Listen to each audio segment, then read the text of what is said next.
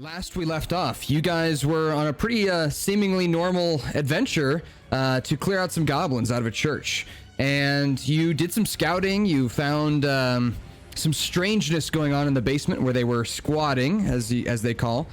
And Nara did that scouting for you guys, so thank you, Nara. What she saw was something terrifying. You guys were in a deep, dark basement at the bottom of the church, surrounded by creepy mechanical wooden mannequins, demons that were screaming horrible human noises. Goblins look a little strange. They look a little different than normal goblins. This red light glows and lights up the basement, and Zim tried his best to stop the mannequins from completing their task of stacking this archway to create this portal in the basement, but was unable to stop them. The rocks on the ceiling begin to crumble down. The ground begins to shake as this red portal begins to shimmer and shine. And you hear a deep groaning. A shiver runs down your guys' spine. Bunny, that's a familiar laugh. One that you've heard a few times before. Shit, fuck! As you hear that, Bunny, you get kind of a twinge of excitement. Something strange is going on here. This is Out of Time, episode 2. You heroes are so predictable. Always believing you have the upper hand. Always underestimating your foes. And in our eternal game of cat and mouse, you've always had the luxury of being cats. Now, I'll show you a world where you're nothing but mice.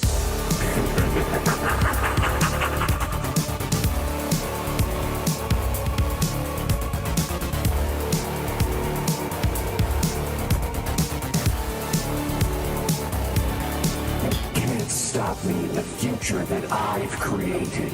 I have access to an army. I've upgraded my body. I have infinite resources at my disposal. Now run, little mice.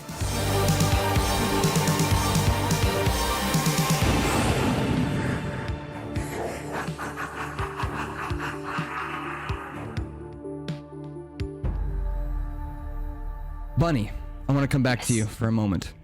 This voice that you heard, this laughter, it echoes throughout the chamber, and you recognize it. Nobody else does. You know that laughter, that specific laughter, and for a second, you wonder: is that my deity? Is that him? Is that the one that I worship? That I get my powers from? Wait, and Dad? Calling out. I deadass thought he said daddy too. calling out from the portal. Calling out from the portal.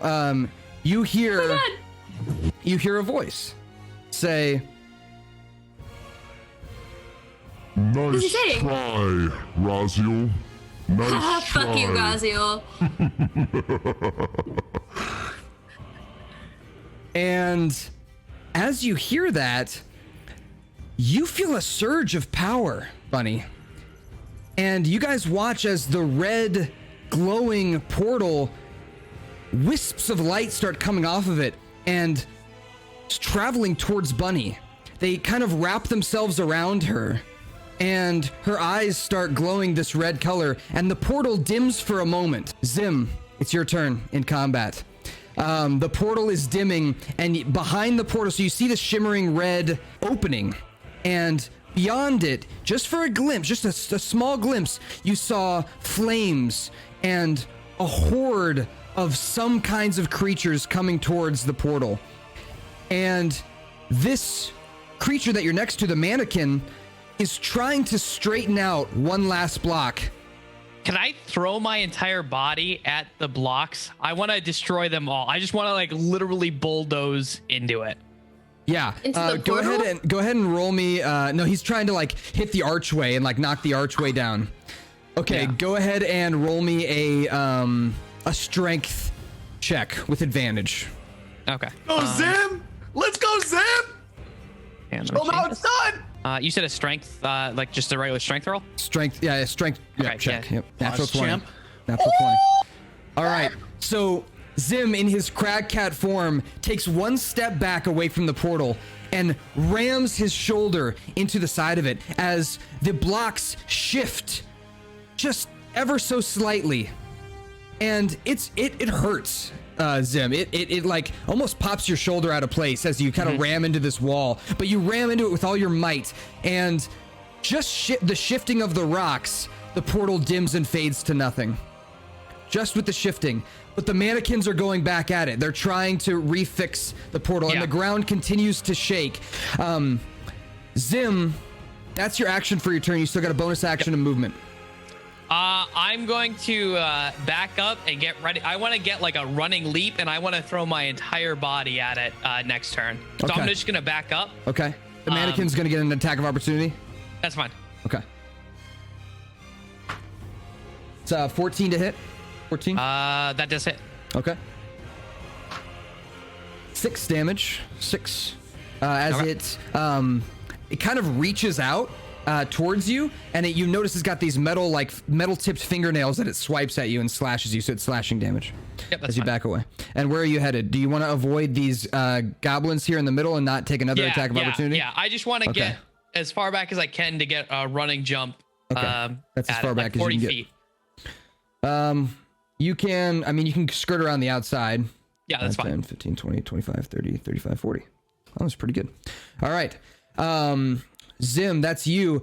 Isabella, you're up next, and you feel this surge of energy, and inside your head, Isabella, you hear a familiar voice say, Don't let this happen, Isabella. Finish this. Oh shit. Okay. God. it seems like your deity blocked whatever's going on here by just barely enough to give you enough time to stop this from happening. Okay. Everyone just calm down. Everyone just calm down. It's fine. Everyone just needs to calm down. Calm down. It's fine. Okay. What we need to do is just calm down, guys. It's totally fine. I got this. It's a level 2. You got 2 bad guys right here. 2 bad guys right here. Of course I do. And good guys behind you. So this is a good guy. This is a good guy. This is a good guy. Your deity was just putting faith in you, like a father would. Okay. Well, cool. Thanks, Dad. I will take Eldritch. Ooh. Okay. I'm gonna go with Eldritch Blast. Okay. And who do you want to Eldritch Blast? These guys are the ones putting together the portal. Probably the portal guys. I'm gonna go with the portal guys. This one's already been taking a hit. If you want to go for that one. Yeah, I'll go for that guy. Eldritch Blast, bitch. Okay, let's do it. Go ahead and roll your Eldritch Blast. Okay. You got to roll the hit first. So you did 3 damage, but we got to roll the hit first. So hit the button next to damage. Okay, so that's a natural 1 that misses. So as you fire the Eldritch Blast, you notice that it's powered up. Your hand is almost shaking as you point it towards the mannequin, and because you're so filled with power, it actually kind of veers off to the side because of how much of like a blast it lets loose. So that's the reason you miss, is because you're just so overwhelmed with kind of extra power. And you guys watch as this kind of pinkish red beam that fires from her hand goes right past the mannequin and slams into the wall, causing this like singe mark on the wall. That is your action. You still have your bonus action and your movement. Awesome. Okay, bonus action. I have, I can hex. Good. Or I can do 2-weapon fighting, or I can do a reaction, which is just an opportunity attack. Right. Okay, so let's try hex. Okay. So would you like to hex the mannequin that you shot at, or one of the goblins that's in front of you, or another enemy? I'm gonna go with the mannequin. Okay. So you cast hex on that, and then what skill do you want it to be bad at? Remember, you get to choose strength, dexterity, constitution, wisdom, intelligence, or charisma. Just the same skills that you have up at the top. Which one do you want it to be bad at? I am gonna go with. I'm gonna go with strength because the building is probably like a strength based. Yep. That's a good move. Very smart. Okay. So he has disadvantage on strength checks. Let me just cast that real quick. Jerome. Okay, so what's going to happen is Jerome notices that Zim slightly nudged the portal and saw that the portal stopped, right? Yep, correct. And as a result, my superior intellect as an artificer lets me understand that these mannequins are not capable of shifting the entire archway / pillars with their strength, so they would have to unstack the blocks in order to do that. As a result, I decide I'm going to use my flamethrower on the right mannequin. I'm building the medium one. That's Okay. one's full space. Okay, so which space do you want to make it in? This one, this one, this one, this one, or this one? The one in front of me. The one Okay. closest to the mannequin by the rocks. Perfect. Legs or no legs? Legs. Okay. And it's the flamethrower cannon. Yes, sir. Okay. Actually, no. I want it to be the force ballista. Okay, force ballista it is. So now that you've made your force ballista, go ahead and roll your force ballista attack by clicking on the attack that's shown in there. Do I just click it? Yeah, click that. Nice. Okay, 24 hits. Okay, now go ahead and roll the damage. We'll just say from the first damage. So Let's we'll do the 2d8 plus 6, so 14 damage. On which mannequin did you do it on? The one that's in front of the ballista. The one that's Okay, by the this portal. one. Yeah, that one. Okay, sounds good. So it takes 14 force damage as your. So you build this cannon very quickly. It's you kind of wave your fingers around, and you guys watch as Jerome has this pack full of like mechanical cogs and different like plates and different like mechanical Hell yeah. platings and things like that. He waves his hand, and you watch all of these metal pieces like float out of his backpack and assemble themselves in front of him, piece by piece. Snip, snap, snoop. And then two legs sprout from the bottom, these like arcane legs, and the cannon kind of falls to the ground gracefully. And it looks like this giant crossbow.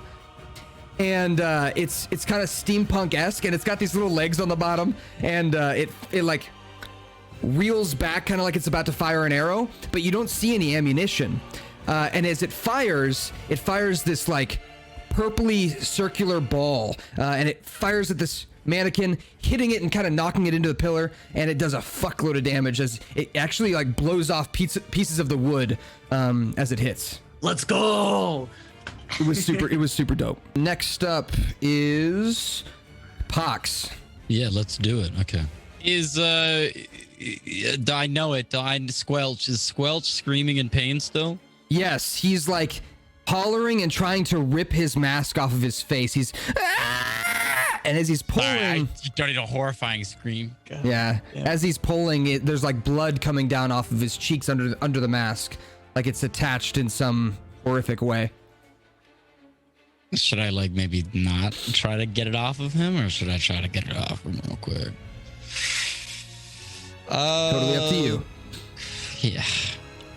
Mannequin, more pressing. Mannequin still coming at us, or Yes, is yep. it, It's got or is the like brass knuckle fists, and it's going in for another punch on you. Right. Actually, no, it's not. It's going to grab. It's like it looks like it's reaching for Squelch. Okay. And I'm in range. I'm super close, right? Yep, you're right next to it. Damn it. Well. Wait, can I move back and attack, or am I? Is it? It would be an if it- opportunity attack if you move out of its range, out of its melee range, unless you use the disengage action. Is that just okay? The opportunity attack. We're just taking a little damage there if it hits. Yep. I'll risk it. Okay. So which way are you going? You going up? So how many steps back do I need to get a good Eldritch Blast off on this guy? You would just need to go to there, so 10 feet. Perfect. Can I move 10 feet there? You got it. And then it I does want to not attack you. It doesn't attack you. Okay. All right, Pog Champ. Now I want to hit him with an Eldritch Blast. Okay, go ahead and roll your Eldritch Blast.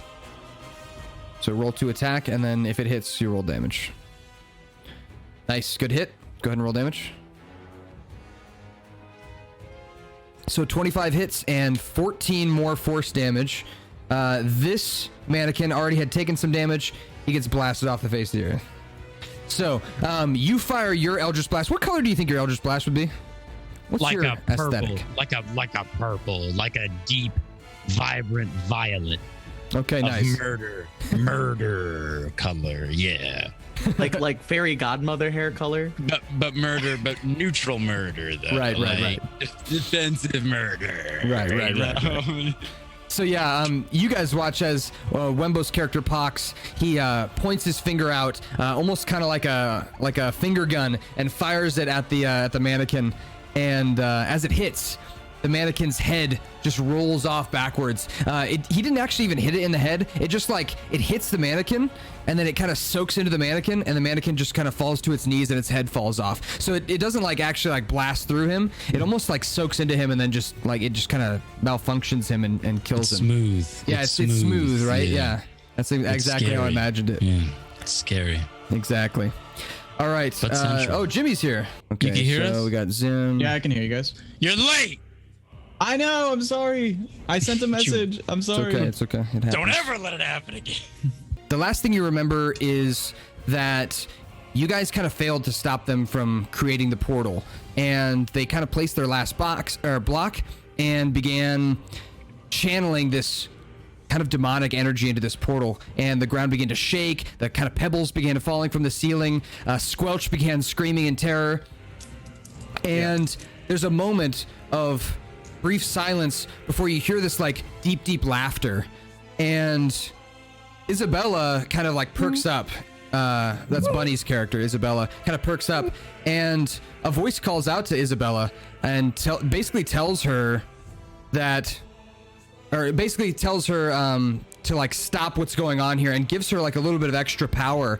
And you notice that there seems to be some kind of connection between that portal and Isabella. You're not sure what, but there was some kind of connection there, whether it was the being that was being called upon, or the world that was connecting at that moment, her being connected to the hells. You're not sure what it is, but she did tell you earlier that she was a warlock. That was one of the first things she said to you. So you have an idea that maybe there's some kind of connection between her and what's going on here. You're not sure what. But she actually ended up stopping the portal by sucking the energy out of it. And then Zim, Blake's character. Blake's Can you character repeat that actually in a lower, more gravitas-y voice, please? She stopped the portal by sucking the energy out of it. So, thank you. I'm satisfied. Blake was the one who actually stopped the portal from actually being open. She just kind of drained some of the energy out of it. Blake actually what noise did Blake make? Let me finish. And Blake rammed into the side of the columns and caused the columns to kind of shift and threw the portal off its axis and closed it for now. So the mannequins look like they're trying to rebuild the portal, but that's where we're at. So far, we've had one mannequin die to Pox, and then we've had Peter's character, Jerome, has created this cannon that's right here. It's like a little cannon with legs, and he can fire shit at people, and so that's his artificer thing. We are close to back to your turn. We just got a few turns in front of you. Nara, you are up. Wembo, did you finish your turn?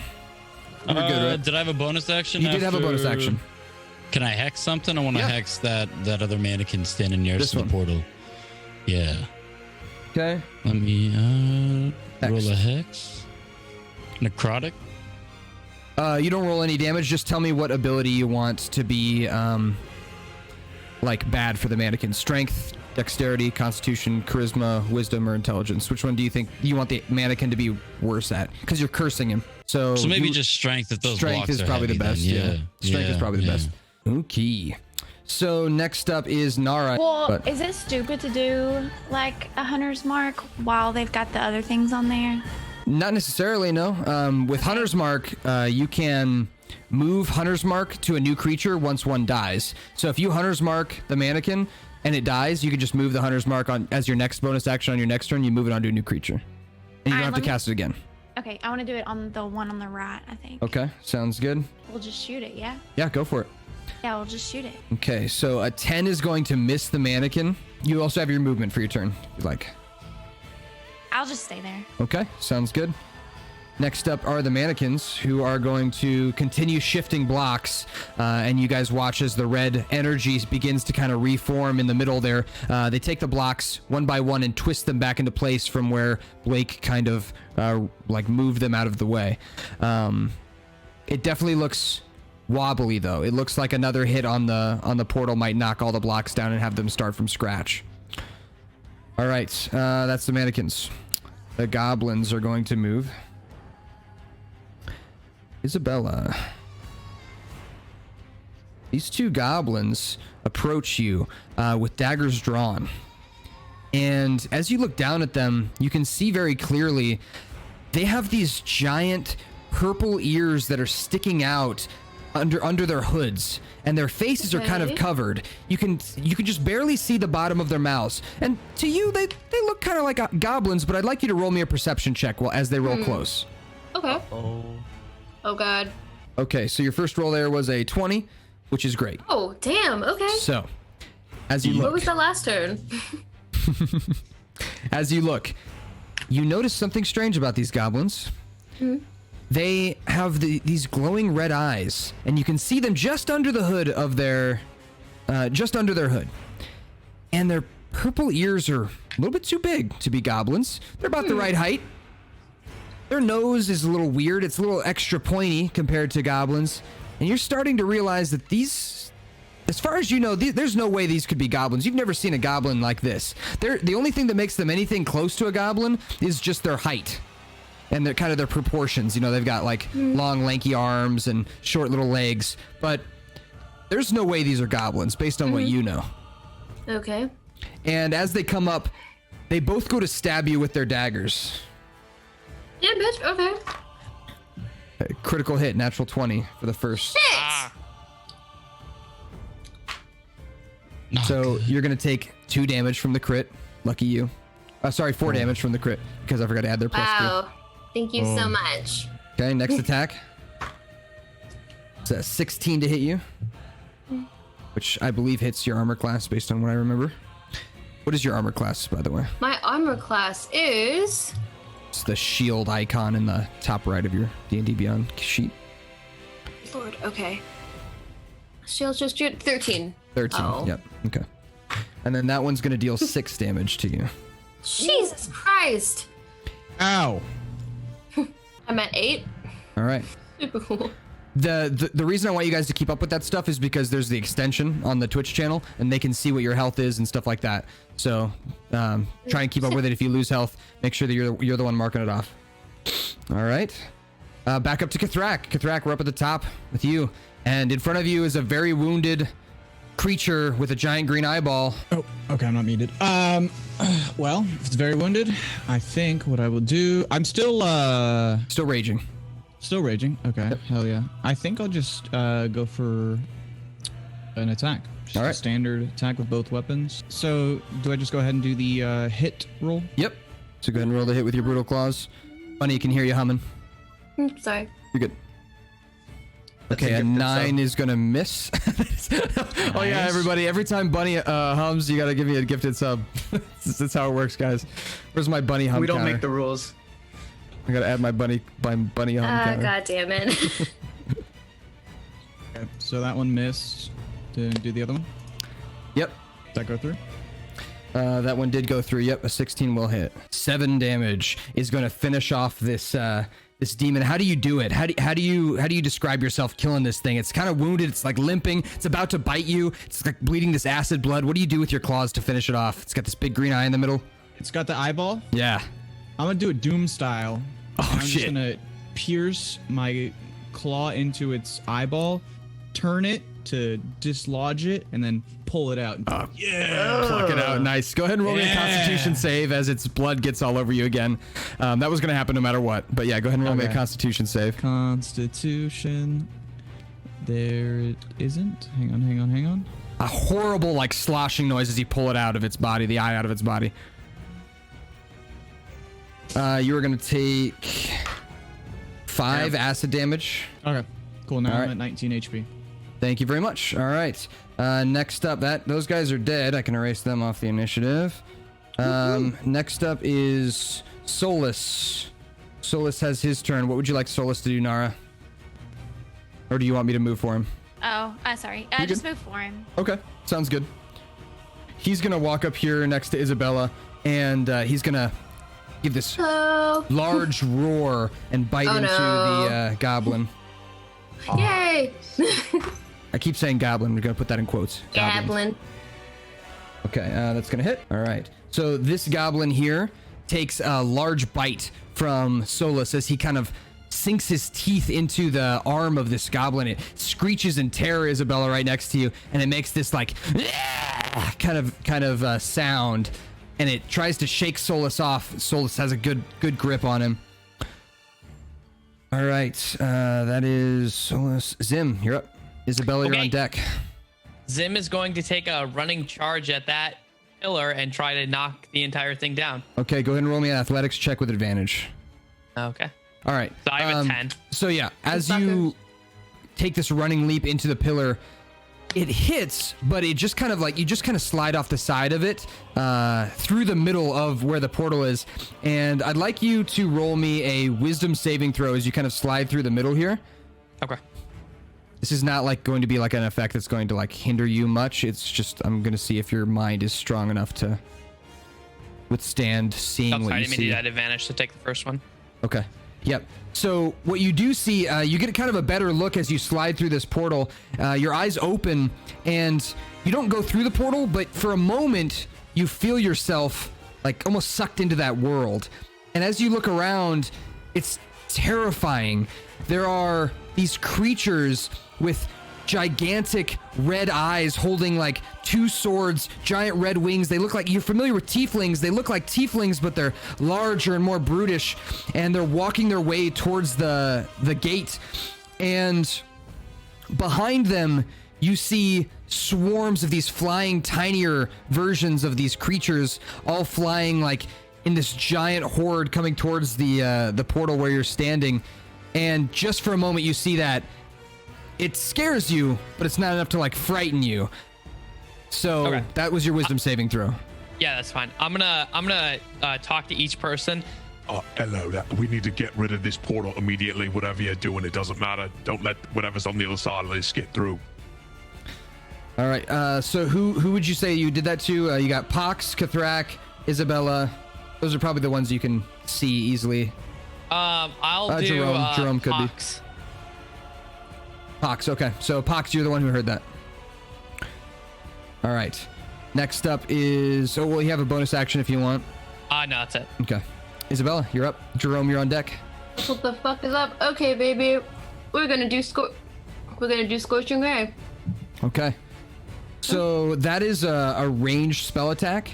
So if you're going to do Scorching Ray, you're not going to want to do it on the people that are right next to you. Remember, you'll have disadvantage. Oh shit, I forgot about that. You could do it on these guys back here, though, if you want. Yeah, fuck those guys. Okay. Go for it.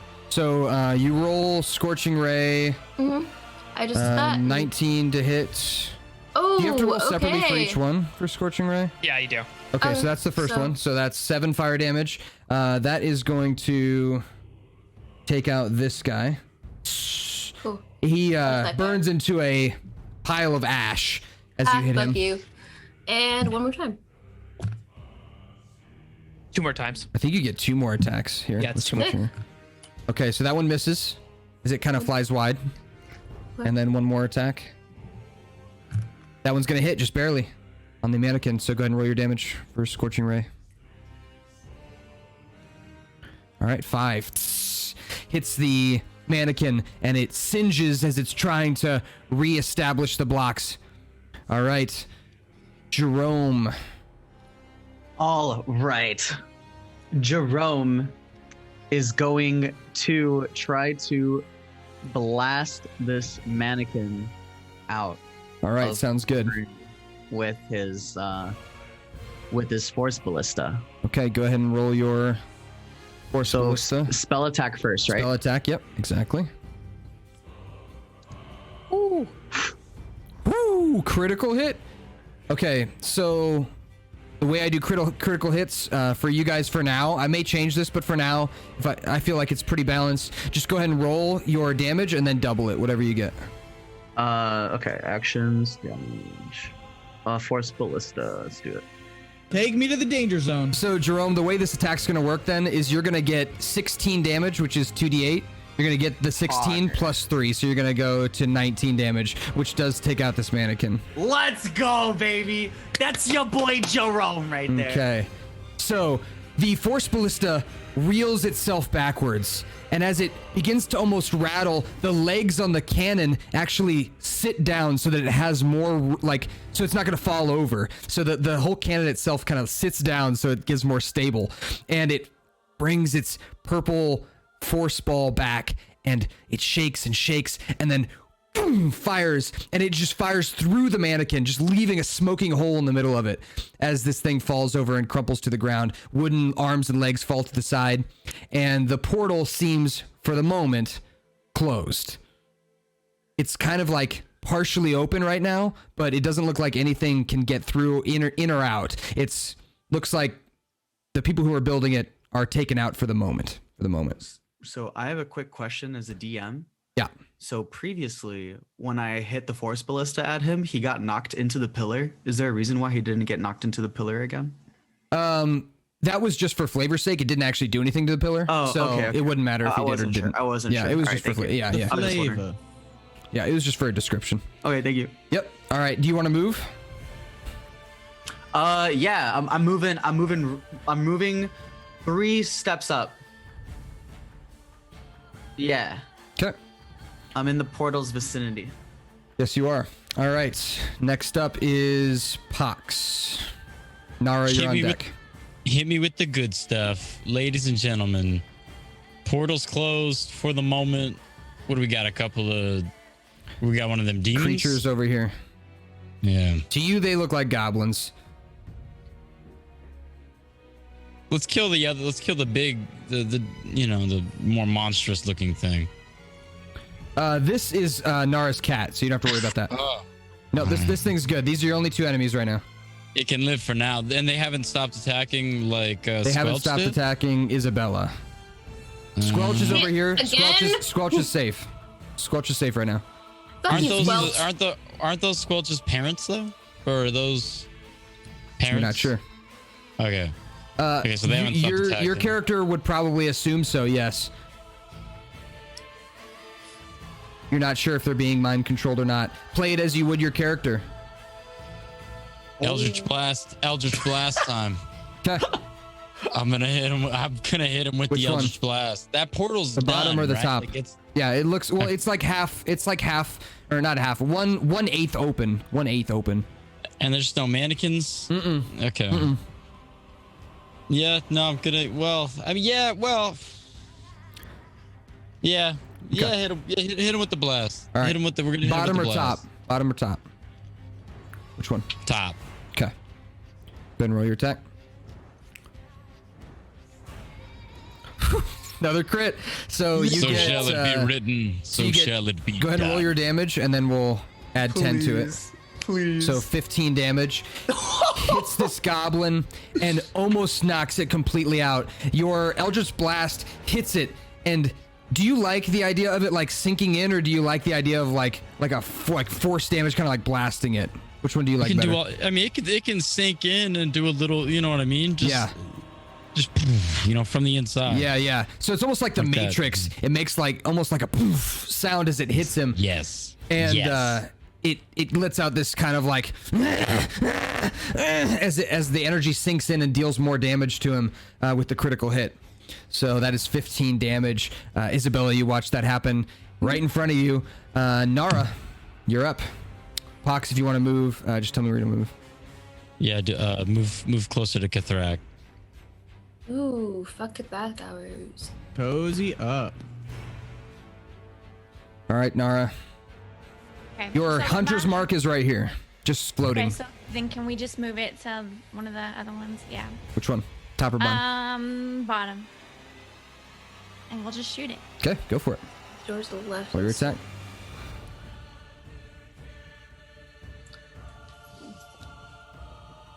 $16's gonna hit. Go ahead and roll damage, and then you also roll hunter's mark damage. Thank you to everyone who's here watching. Appreciate all of the viewers right now. Give me a smiley face in the chat if you're hanging out. All right, 2 hunter's mark damage, and then go ahead and roll your bow damage, longbow damage.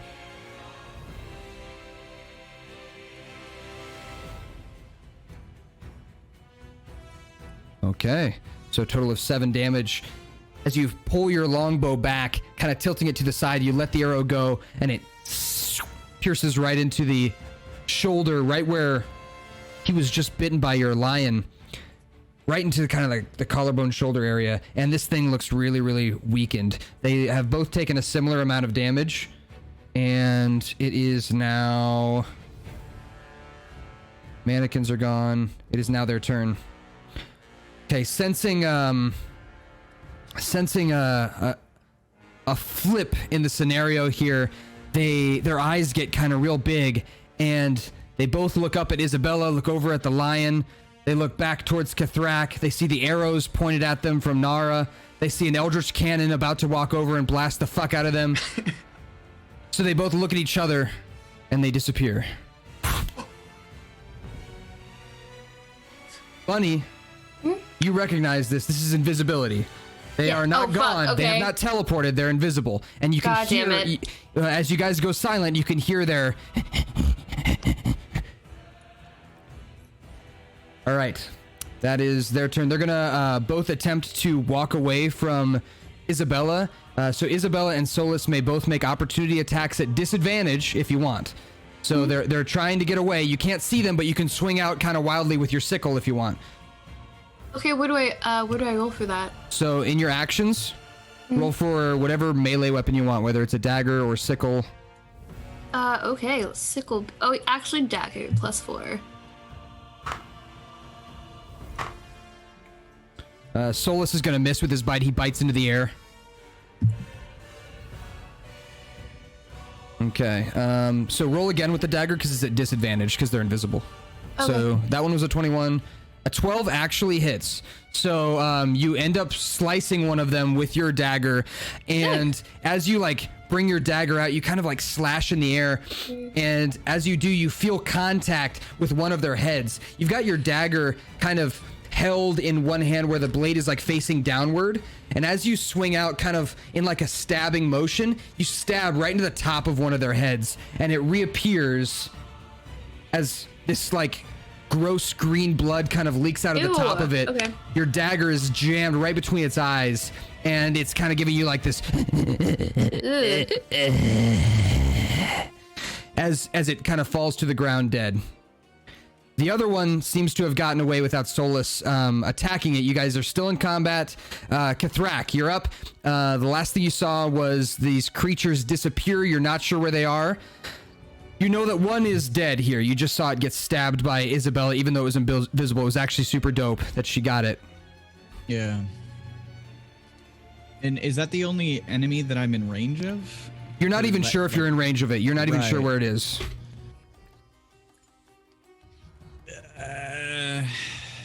Is there another threat anywhere in the room?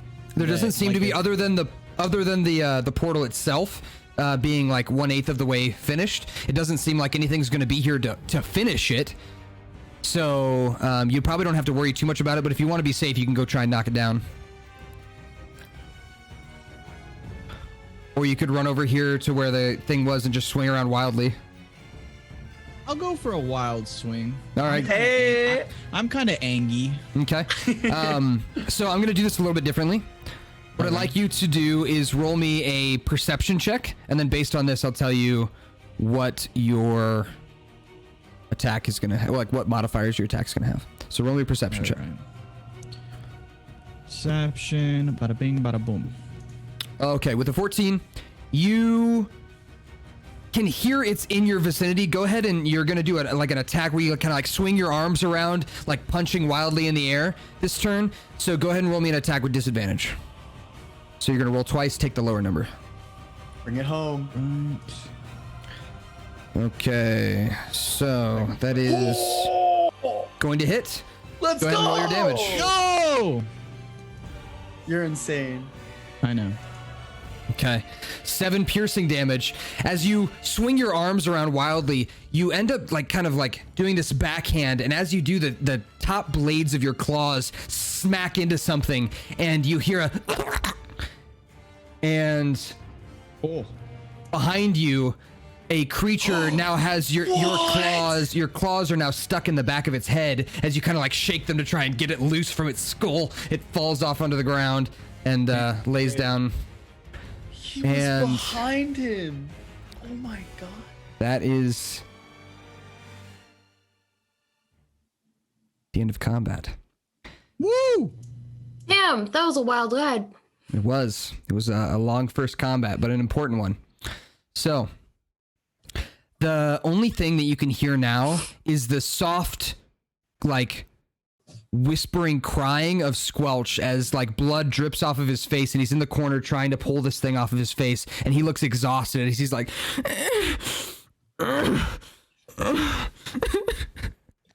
he's a kid. You can tell now as you've spent a little bit of time near him. He's a kid. Even for a goblin, he's probably 11 years old. What the fuck? Can Jerome? Hey, who stabbed him again?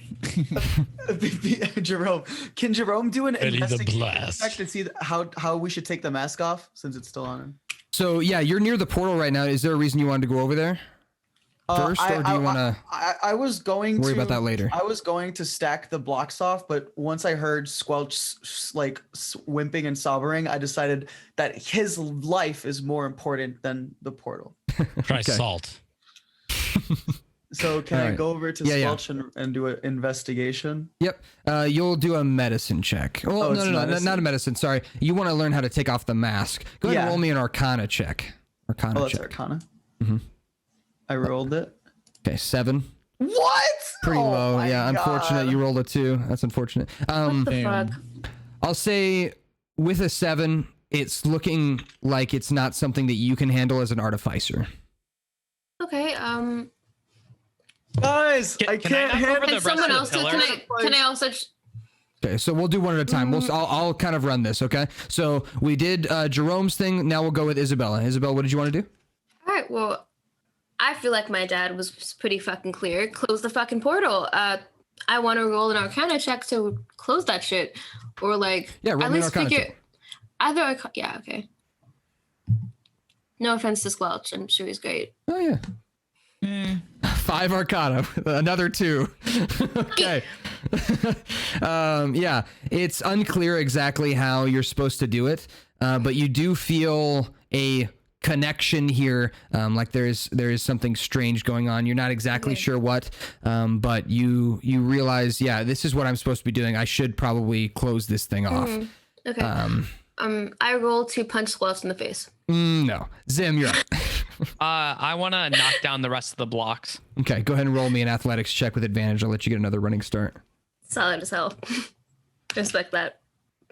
Okay, yeah, with a 22, you take a running leap towards the archway, and as you do, you kind of slam your lion body into the side of it. Your crag cat body bounces into the rocks, and as it does, the middle of the pillar, the middle of the column, bends right in the middle and collapses the whole thing as you knock kind of the middle block out like a Jenga tower. And they all fall down, and the red portal ceases to exist. It kind of vanishes with a poggers. Or plunk. So, next up, we'll go with other people. We'll go with Pox. What do you want to do in this? Roll an Arcana check on the mask for Squelch. Yep, go ahead. Or Arcana or Insight? Insight would not help you here. Arcana would. Okay, Arcana. All right. Damn. Yeah, not sure. Nara. Well, while I think about it, I'm going to use the watch. Yeah, I mean, I don't think there's anything I can do in this situation, right? I'd say the best thing you could do is try and roll an Arcana check as well to help out the group here with the mask, because you know about magical items. So, yep, not sure. Well, guys, guess what? We rolled a 6, 7, 8. That's hilarious. Okay, I'll wait till it's my turn. And then Kithrak, anything in particular you want to try and do here? It's okay. Boys, what do you think about an Arcana check? That would be hilarious. Go for it. God damn it. Our tanks doing an Arcana check. Okay, so just so everyone at home knows, we got a 7 Arcana, a 5 Arcana, a 6 Arcana, an 8 Arcana, and a 2 Arcana. Jesus fuck. Yo, and the best part is now we're all huddled around Squelch and we still don't know what to do. We're just sitting there like, I don't know about you. no. I think like Isabella has like a single tear running down her face as she thinks of like how much she's disappointed her father right now. It's cool. It's cool. Well, you've got the portal closed, which is good. So you didn't close it in the way you wanted to. You closed it in kind of like a okay, let's just bust it, type thing. But I did close it how I wanted to. Oh no, I'm talking about Isabella. Isabella didn't close it the way she wanted to. All right, so Isabella, I'll let you roll one last Arcana check. This may not be meant to be. Maybe we just can't. Can I choose another fucking check? Can I choose another check? Nope. God damn it. Okay. Bring it home. Bring it home. Hey, Physically double painful. digits. Wait, what? 10. Is that gonna be enough? It's going to be enough to give you information you didn't have before, which is this item, Isabella, based on your knowledge of just certain like magics. This is a controlling device, something that you would in fact probably enjoy having. It's a mask that is cursed in some way, and it's causing Squelch to be charmed. Oh, cool. Right. Cool. But Well, you I'm don't super know how to charming. get rid of it. That's the problem. So you Wait rolled a a 10. fucking moment. You rolled a Wait. 10, which is enough to like realize what it is, but you don't know how to fix it. Oh, I know how to fix it. I cast Enthrall. On Squelch. so Enthrall makes you like the center of attention, but it doesn't really fix anything, so I wouldn't do it. Awesome. Okay. That would not probably help. He's like, ignore him. He's dying. Look at me. But you Can do I cast notice suggestion? you could try. What would you suggest him to do? Take off the mask. Okay, Oh, go ahead. yeah, I'll roll. Yo. Do you guys see where I'm coming from here? This is some big brain movement. You're gonna So like, I'm gonna roll his check here, which I think I need to beat. If you go over your spells tab, what is your spell save DC? It's up at the top of your spells tab. So go to your My spells DC tab. effect is Wisdom 13. 13. Okay, so wisdom 13. He does not seem to be suggested by you saying take off the mask. It seems like he's already trying that anyway. But go ahead and Thank mark you off your so spell much. because you'll get your spells back after a short rest anyway. Okay, I don't really. How do I mark off the spell? Just for future reference. Click the little checkbox at the bottom of your spell list. Or not a checkbox. It should just be a blank box when you bottom right of your spell list. There's 2 of them. It should be empty. Okay. You click one, and then I think you casted another spell, or no? Maybe you only casted one. Yeah, I casted Hex. Yeah, so mark off both. So you both are spent for now. When you take a short rest, you'll get them back. Short or a long rest. Okay. Hey, so I got a question. Yes. Can Jerome leave the group that's around Squelch and use investigation on one of the bodies of the dead dudes? Yeah. So we're gonna forget the Can I have a Arcana check with Squelch? Oh, did you not? Go for it. Go for No, it. so I'm gonna change back normal. I'm gonna go over to Squelch and I'm gonna try to do an Arcana check. Okay, sounds good. Which I'm not. Nope. Fucking kidding me? Are you fucking kidding? Hilarious. Jesus Christ. That's actually amazing. Oh my god. Unlucky. Yeah, it is what it is. All right, so I'm gonna get rid of the map for now. It is what it is. It is what it is. All right. So with that being said, let me switch my camera back on Zoom so you guys can see me, and we'll get to some role playing. Okay. So that being said, it's rough. Squelch is in pain. He's crying. He is defeated, but one or two of you saw him do something pretty special during the fight. It would have been Pox and Jerome, I believe. Do you guys remember what he did that was unique? He looked up at Zim, or he looked up he looked up at Pox, Mhm. and then he looked back at the mannequin, and he was attempting to attack the mannequin. Yeah, and he also did something else for Pox. Pox, what did he do? Oh, he healed Pox. He healed Yeah, Pox. yeah. Yeah, I guess, kind of. Yeah. So that's just something unique to notice. I'm not going to tell you what that means, other than it's unique. Not many people can cast spells like that. Not a common goblin. So He healed. He's a healer. he, for all intents and purposes, he is a unique goblin to you. It's not something you would have ever seen before. Now, as players teaching you how to play D&D, there are a few things that means. I don't know if your characters would know.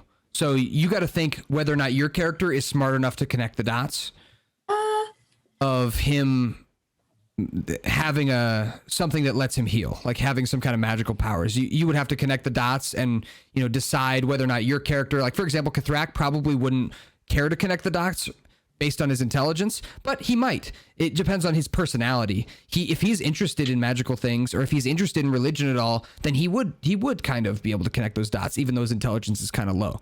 So that's what I'm saying, is you got to think as your character whether or not they would care about that. The other thing, last thing before you go, Blake, last thing is there are 2 dead bodies in this room that as players you probably want to investigate, and these are great things to do after battles. You can loot for cool items, you can investigate bodies to try and find stuff out. So as D&D players, it's great to just tell me, Commander, I want to try this, I want to try looking at this, I want to try lifting up this, whatever. You're in a room that is totally silent except for Squelch's whimpering and your guys' discussion back and forth. It's deep and dark, but you do hear a holler from the top of the stairs. Is everything okay? Yeah. Define okay. What? Just a minute. I would say Okay. we should yell back up like Do you have a healing potion? we need like a backup or not like a backup team, but like we need somebody from the city to come down and check this out. I might have an idea with the mask, ladies and gentlemen. I think I have an idea that this might work. So what I say we do, And I'm gonna pull out a knife. I'm Whoa. going to try.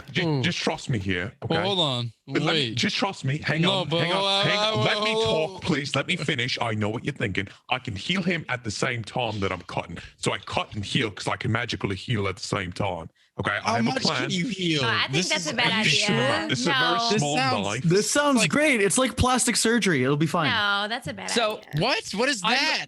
I'm going to go up to Squelch. I'm going to cast Healing Spirit, which lets me heal multiple rounds. So I can put it up. It's fine. Oh shit! It doesn't put up. Zim. Before you start go. cutting, Zim, please let me investigate one of the dead bodies. Really? Oh, that's fine. Go ahead. All right. Jerome's going to go over to the closer dead thing, whatever, and use investigation. Is that correct? Yeah. Yep. That would be investigation. Yep. All right, let's do it. Let me pull up my thing here. Okay, with a 12. So a 12. As you investigate the dead bodies of the quote-unquote goblins, they are definitely not goblins. You know goblins. You know what goblins eat. And that was just a joke from last session, okay? Yeah. What you do know is that these are definitely not goblins. You're not sure what they are with the 12, but you know that they're not goblins. And Squelch seemed very convinced that they were. Is that the only information I got from searching the bodies? So do you remember my description, or do you want me to describe them again?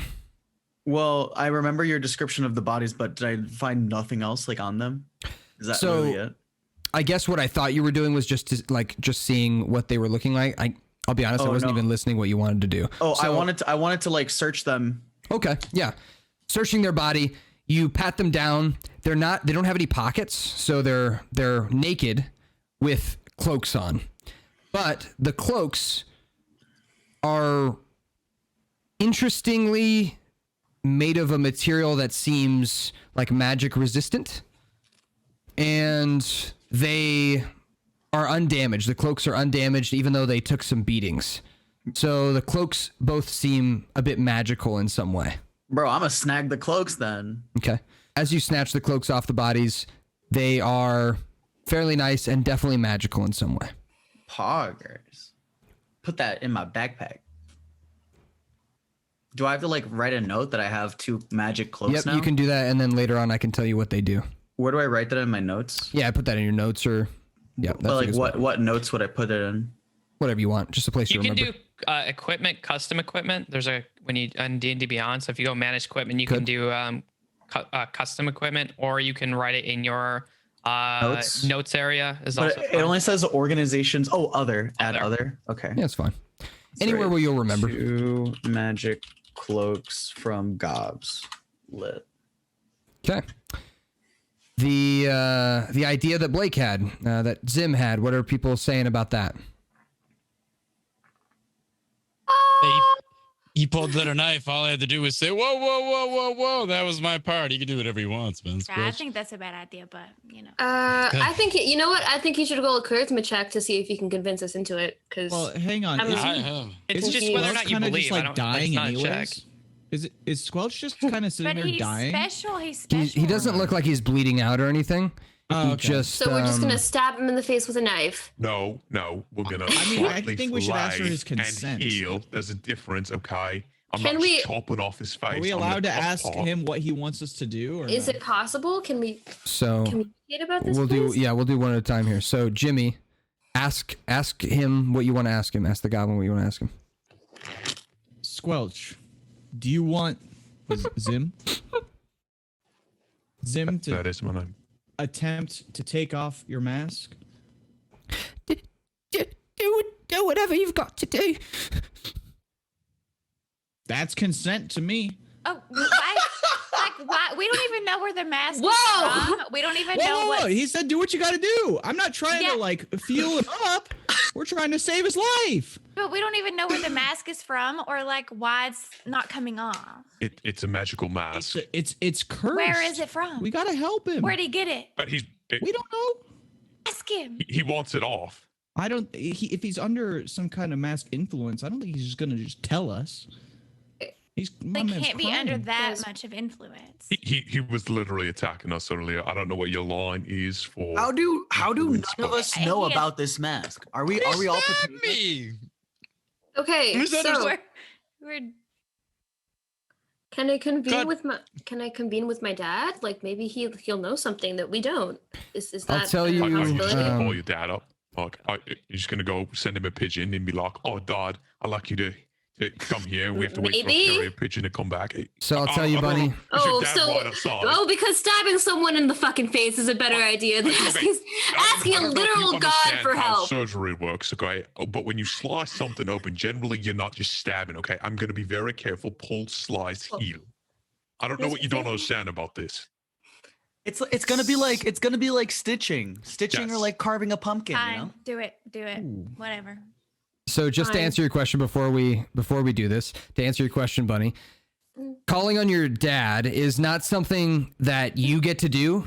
God He comes damn to it. you when he wants to, and you calling to him. Sometimes you found this out throughout. As long as you've had these powers, you know that calling out to him. Sometimes he responds. Sometimes he doesn't. He's busy. He's a busy guy. That's solid. But he'll call out to you when he feels like you need it, and he's always there when he feels like you really, really need it. So he's reliable. Oh, He's reliable, okay, that's but solid. he's reliable but I busy. can't be mad at that.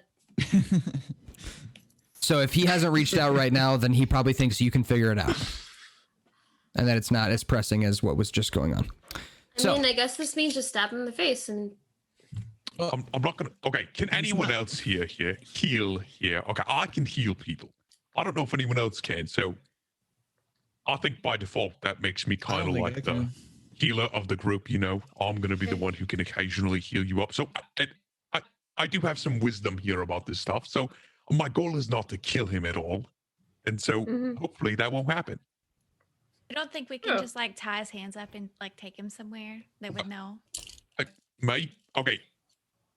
If for some reason you didn't have control over your body, okay, Wouldn't that be like the most invasive thing possible? I think it would be pretty invasive, like having someone cut my face. Hey, I got a public service announcement. I don't know if I mentioned this yet, but you guys talked about tying him up and bringing him somewhere. I saw a Squelch heal Pox. Like, whatever spell he's under, he's not under it anymore. I think he's genuinely a good kid. I agree. He also gave me permission to do this, so I don't really feel that bad. There's been consent. If you want to sign some paperwork, I would feel comfortable. Can we talk to his parents? He's like 11. You killed them. Oh, you killed them. That was me. He told Zim to take the mask off. Just let him do it. Just let him do it. Do it. Okay, fine. Just do it. Just do it. Fine. Okay, so I'm gonna very carefully pull, slice, and if the wound looks too bad, I'm going to have healing spirit heal him. Here's what I'm going to do. Who here wants to help Zim? Me. Okay. So he's 11. With Kathrak holding Squelch down so he doesn't squirm, Squelch himself trying his best to keep himself under control. I need 2 other people that will help hold help pull the mask away while Zim is cutting, and also another person to help Squelch from passing out, so keeping him awake and that kind of thing. So 2 other volunteers. For intimidation performance for the help him from passing out. I have a 14. Wait, isn't it a big deal if he passes it out? Isn't it better if he passes out? Just a heads up, guys. I do have rope. What I mean is dying here, helping him, keeping him from dying is what I meant. I do have rope if that would help. So dexterity would help with that, right? With the mask thingy or no? Yeah, yep. You're a high dexterity would be good to help. I'll do that. It's sleight of hand. Okay, so what I'm gonna do is I'm gonna have Blake roll a medicine check with advantage. Okay. Nara, roll me a sleight of hand check. Kathrak, roll me an athletics check. And I think we had one other person. Was it Isabella or Jerome that wanted to help with keeping him awake? Both of us. I have dexterity of 14. Can we just both help? Yeah, both of you roll me a just a charisma check. Oh, sick. Okay. That I can do. I don't even have charisma. I'm just gonna combine all your numbers here. Yeah, I can do the Oh, charisma sick. check. I got a 16. Go ahead, Where Pox. is- Go ahead, where Pox. is charisma? It's up at the top. Just click on charisma. Up at the top, the little number under charisma. I rolled charisma save. My bad. That's okay. I'll just subtract a couple off of it. Let's go, Jerome. Okay. Yeah. Together, you guys help each other out and come together as a group and overcome this problem. And here's how you do it. Kathrak holding Squelch down. Squelch is a real tiny guy. He's not fighting back too much against you. He's crying. His tears are kind of mixing with the blood and sliding off the side of his face, and it's actually making it easier to get the mask off. That's hot. As he's already pulled quite a bit of his own skin off with the mask. He's already pulled quite a bit of his own skin off. He's just reached that point of exhaustion where he needed your guys' help to finish the job. So he just, it's kind of like reaching that point of trying to pop your own bones back into place or something. Sometimes you need to put it up against a rock or something to give you that extra thing because you can't do it yourself. It's kind of like that. He needs your guys' help. So as he's held down by Kathrak, Nara, you kind of gently pull the mask, while Zim, you kind of cut around just as little flesh as you can and heal him at the same time. Go ahead and roll your healing. Yeah. No, I get to. Do you want me to roll it all so I can do it a total of 4 times? This one spell. You can if you want. So I'll just roll 4 rolls. All right. As needed. 4, 5, 6, 7, 8. 9. And then I'll cast the spell again if I have to, if it's not done yet. Okay. As you continue to peel the mask off, the blood spews, kind of sprays out on you guys just a little bit, just a tiny bit, a little spurt here or there. And quickly Zim heals him up. And as Zim heals with this healing spirit, what does it look like? What does your healing spirit look like? It almost looks like a dark, blackish purple, cloud, and form that kind of envelops him, around him. And as he is cut and it heals up, you notice that it almost like cloud going into a cavern where it soaks in. It kind of does the same thing with his skin as it goes in, and it slowly starts to bind again. The skin like skin coming together and like all of the like skin fabrics like combining back together. And he does give out, like, every once in a while he gives out like a little screech that he stifles himself. He seems pretty resilient, but he kind of lets out like you know, kind of like that. And he seems very, very strong for a kid his age. As you finish the job, you finally peel the mask off, and it kind of I guess it would come out in Zim's hand. Do you let it clatter to the ground, or do you hold on to it?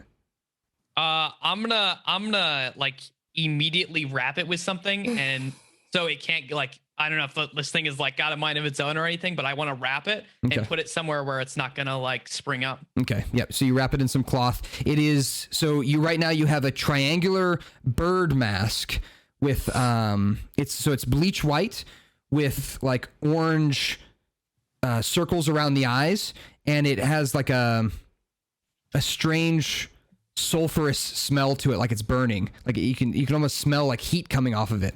It's very interesting. Nothing you've ever seen before. Almost tribal looking. Mm-hmm.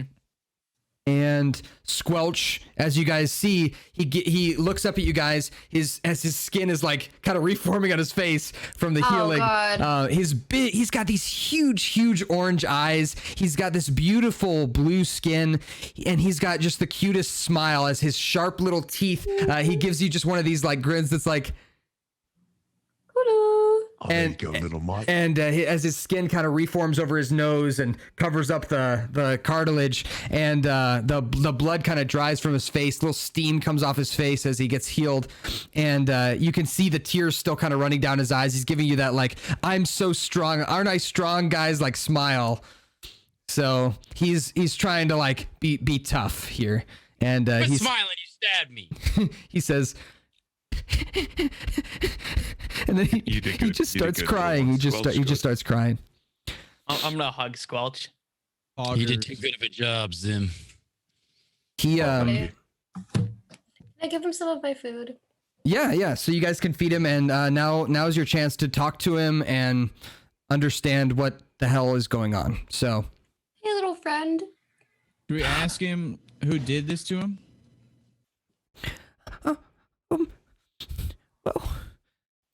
Probably the same people who killed my parents. Oh, the pulse goes deeper. Right, yeah. Guys, Isabella whispers to whoever's nearest her, hey, weren't we the guys who did that? Or was it? I guess those were Isabella, his you're really the only one. Yes. You and Jerome are really the only ones who know that those weren't his parents. Those were something other than Yeah. goblins. Oh. Oh, okay. I was gonna say, we should say like, hey, were those your parents? No, that are over there? those were my parents. I don't know what those things were. Hey, Squelchy, can you tell me who are you? Like, what are you? You're not a goblin, are you? I am. I'm a goblin from the north. Go ahead and Where roll in an the insight north? check. Go ahead and roll an insight check if you. Me? Yeah, if you think he's lying. I mean, I don't think he's lying. It's up to you. So this goes for anybody. If you ever think that I'm lying to you with a character, you need to tell me you're rolling an insight check. I'm not going to say roll an insight check. You're just going to believe me unless you say so. I'm believing him, so I'm not trying to roll in. I'm rolling insight check. Okay. Can I look to see if I recognize what those other creatures were? Yeah, go ahead and roll. Go ahead and roll an investigation check. Those other I creatures. wasn't sure if it was like Arcana when I look at them, if I've seen them before in the. You could do Arcana. I'm fine. Okay. You should re-roll with Arcana. That's fine. Yeah. Okay. So I'll start with Bunny and Wembo. Did you want to roll insight or no, Jerome? You just gonna No. believe him? Okay. I believe him. Yeah, Bunny and Wembo. He seems like he's telling the truth. He's got goblin-esque features. His ears aren't huge. They're pretty tiny. Looks like he used to have earrings that got ripped out.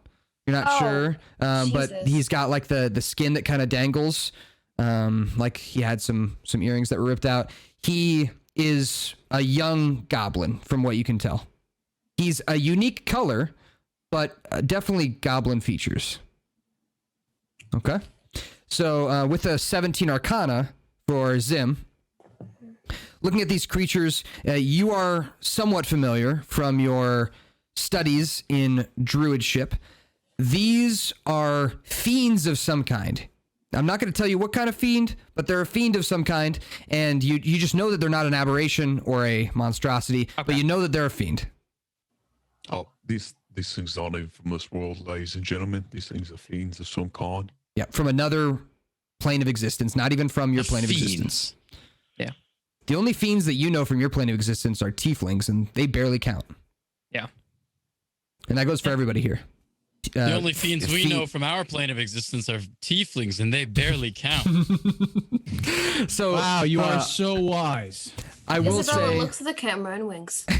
fourth wall breaking. Hey, So Commander, I have a question. Since like I'm like super heckin' smart. If I were to see Squelch and like see like that he had earrings ripped out, wouldn't I assume that he might be some type of potential royalty then? I don't know.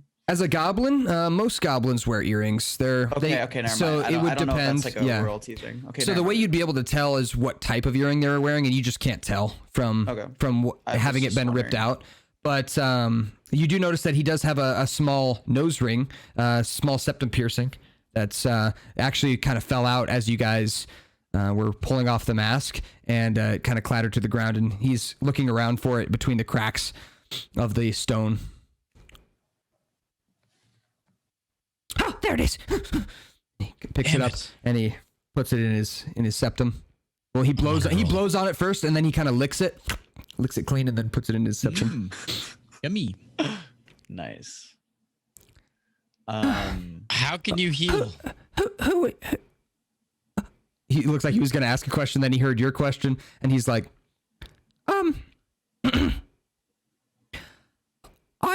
I've been able to do it ever since I was a young baby. That's suspicious. I've never really quite understood it. With a 10 insight, Wembo, from what you can tell, it sounds truthful. It sounds like he's earnest. All right. Can I roll a perception? Perception for what? I don't know. Are you trying to tell if he's lying? I'm not trying to tell if he's lying. I'm just trying to tell like what he is. Would that help? You're pretty sure that he's a goblin based on just looking at him. Okay. He's just a unique color. That's all. The kind of weird, almost ocean blue color. It's kind of interesting. Almost futuristic, one might say. Don't overthink it. So I will say, you guys may not be familiar with goblins from all around the area. I mean, they're not people who often come to the cities. So the people who would be most familiar with goblins are probably Nara and Zim.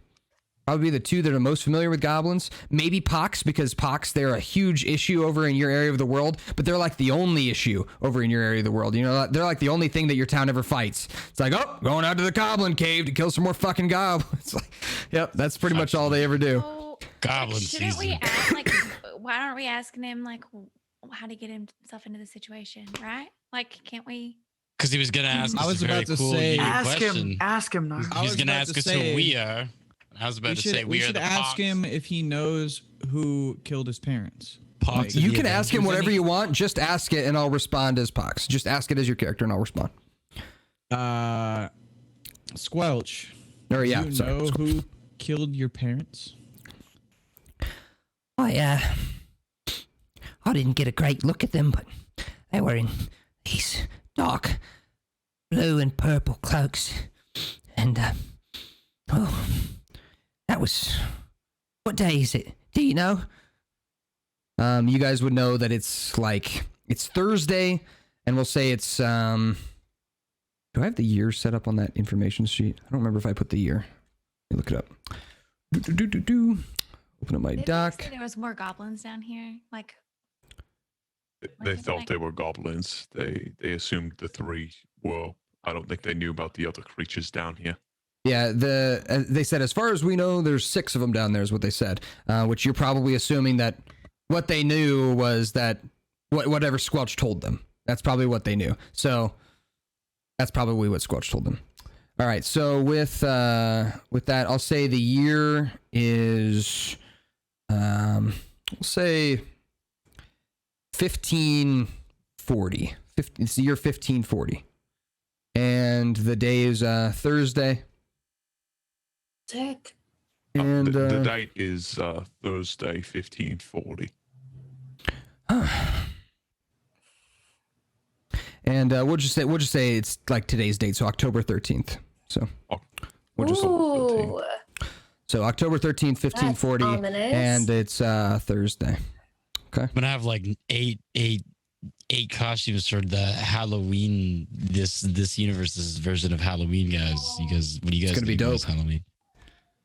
All right. So my character says to everybody else. 1540. I'm just putting My this character's information really in the into Halloween. document. 8 costumes. In your area of the world, it would probably be a big deal. Like 10 costumes. Where did they Wow. pull you from, Squelch? Were you up north where they grabbed you? Yeah, we were, well, we've become a bit of a tourist attraction, actually. You may have heard of us. People often came to our goblin village because we're hospitable compared to most goblins. And, I was, one of the main attractions of our village. Needless to say, they took us from a village up north, which is called Suckrand. And how far away is that? How many days ride? Where? Oh, it's just outside the city. Oh, okay. Yeah, if you just keep going up the mountain, but just east of the city, you'll How you'll long find ago it. was that?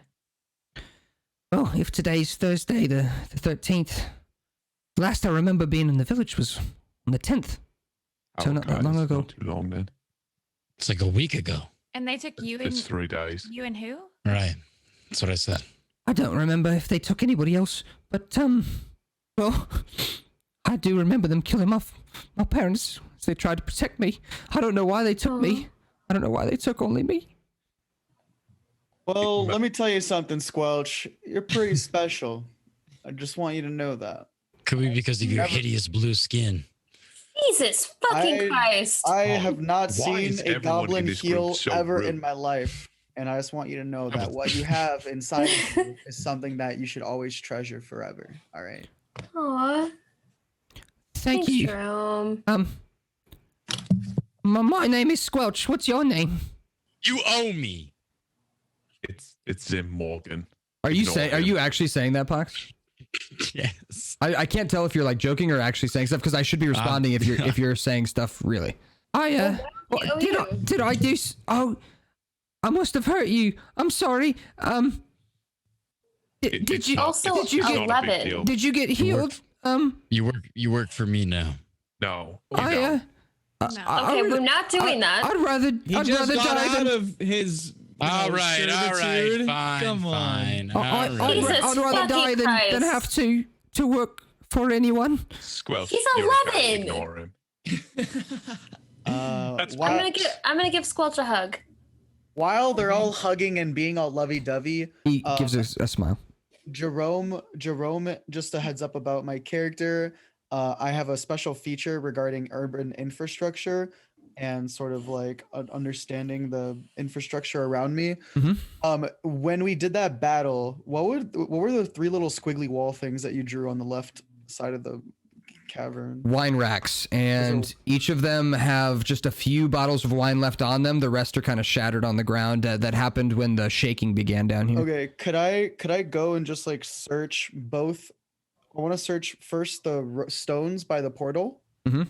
and then I also want to search the wine racks. I just want to look around those 2 areas. Okay. Go ahead and roll me an investigation check. The rest of you guys, what are you doing? Other questions for Squelch? Getting drunk. I want to ask Squelch this.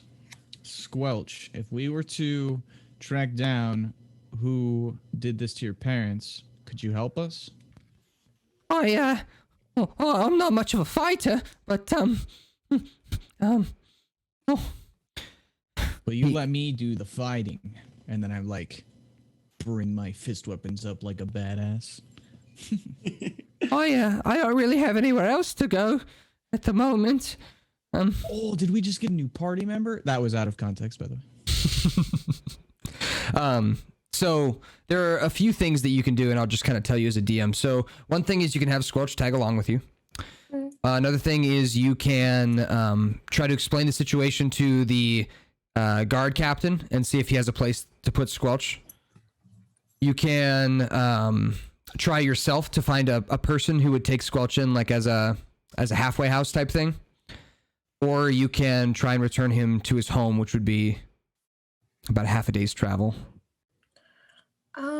Well, let's ask him. He said he didn't really have anywhere to go.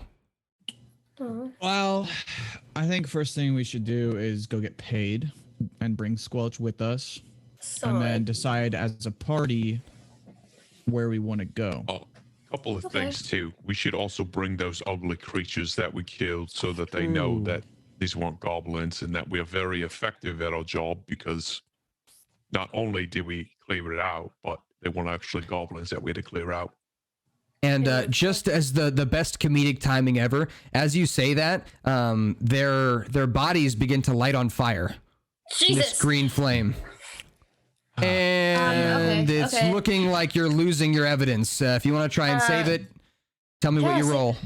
I pull out my smartphone and I snap it. Jerome grabs one of the magic cloaks and tries to throw one of the cloaks onto one of the things. Interesting move. Awesome. I like that. When you do that, you put out the flame, but when you take the cloak off, the flame begins again. So Okay. Nani, the fuck? Do you guys see what I'm gonna just keep taking the cloak and putting it back on? Okay, I'll wrap it. Okay.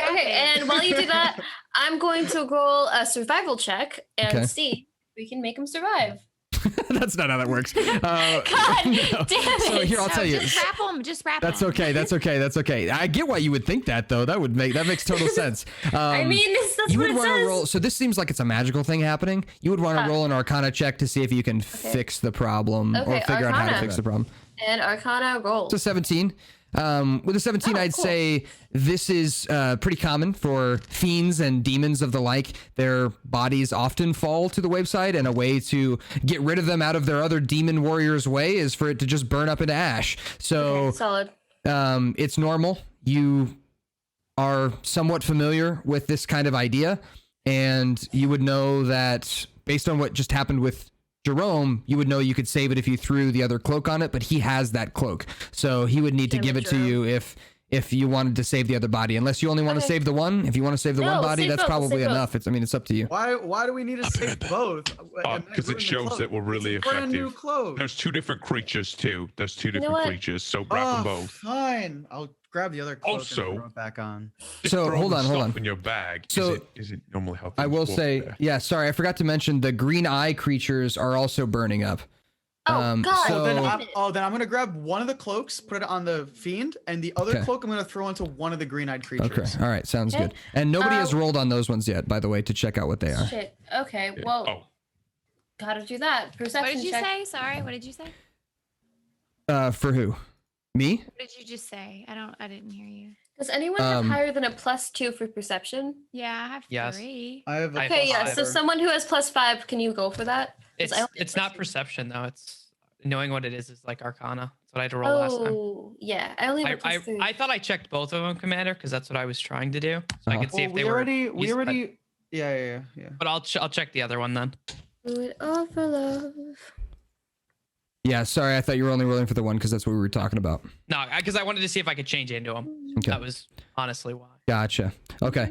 So yeah, the two other creatures are burning up, but you notice that they are almost. It seems like they're linked in some way with these demon creatures. And as one burns up and stops burning when Jerome wraps it in the cape, one of the eye creatures stops lighting on fire and also stops burning. So Jerome, you saved 2 with 1 cloak. You saved. They're connected. They're connected. Exactly. Oh, so by saving one of each, I end up saving all 4. If you save both of the fiends, you'll save all 4 creatures. That's correct. Okay, then yeah. Okay, poggers. That's correct. So yep. So you can save all 4, but you got to make sure that those creatures stay wrapped in the magical cloaks. Yeah. The creature that you're looking at, Zim. Wait, sorry. I was gonna talk to the group. Just so you guys all know in the group, these cloaks need to stay on these 2 fiends, or else they will burn up. So Hey, make would you sure have some, they like, stay rope or wrapped. tape or something, just to, I like, do wrap have them up? rope. I can pull out rope out of my backpack and rope Yep. show them up. You can do that. So I'll do that. I'll wrap them up. All right, that's fine. Then your rope is kind of in use right now. So All right. what You don't have to roll anything. That's fine. All right, Zim. Yeah, these are aberrations. They are unique aberrations, though. They are almost like an off-breed version of what's called a Nothic. Nothic. Nothic. So they seem to have some kind of fiendish elements to them, but they are aberrations. Challenge rating 2. Nice. Can I turn into these later on when I can? When you level up, you'll be able to turn awesome. into higher level aberrations. Yeah, that's correct. Oh, well, interesting. Looks like I might be able to later on shapeshift into these things. Kind of my thing works. If I've seen it, I can turn into it depending on what it is. And these things are Nothic, so we definitely need to show these to the guy because the level of a goblin comparative to what these things are very different. Yep. As far as like threat level. Yeah, definitely. Okay, so the rest of you guys, you've got 2 wrapped up creatures, fiends of some kind. You've got the Nothic creatures that are heavy and covered in acid blood, so very difficult to transport. Hey, Commander, was there any loot in the room that we didn't get? I'll like search through the room, see if there's anything of value that maybe they dropped or were stashing in a corner or anything like that. Investigation check. Yes, sir. If anyone else would like to search the room for Oh loot, yeah. I had Go ahead and roll your investigation checks. previously searched the room, Commander, and nothing Okay. happened because of that. I rolled a 20.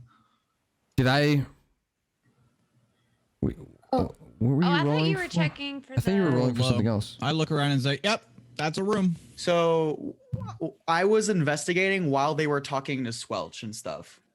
And that's when I thought you rolled were that 20. investigating bodies. That the bodies I investigated the 3, or no, the bodies I investigated with the 12. Okay. Well, then And I'm then going to that use this 20 20 that you had for this investigation check too. Okay, cool. So we'll just say you're all looking around kind of near the same-ish time. Nara got a nat 20, which is sweet. Jimmy, Bunny, and Wembo, you guys are kind of oblivious to most of the things in the room. Solid. That's a Solid as room. hell. You guys see the wine. That's for sure. You see the wine. I'm gonna Party tonight. Holla. Guys, I think that's the church's one. You wouldn't want Yeah, to they did steal say it was the communion from wine. God. Bunny, are you grabbing one of the wines or no? Yes, all of them, if possible. Well, I'll let you Stealing grab that. one. I'll let you grab one. You grab the 4th one. Solid. Cool. And the only reason I'm letting you grab one is because other people are looking at them too, so they're probably standing in your way. Sick. So you'd have to ask them if you could have them. But Hello. Nara and Zim. I'll say so. Zim, I'll describe yours first, and Jimmy. We'll say Zim and Jimmy.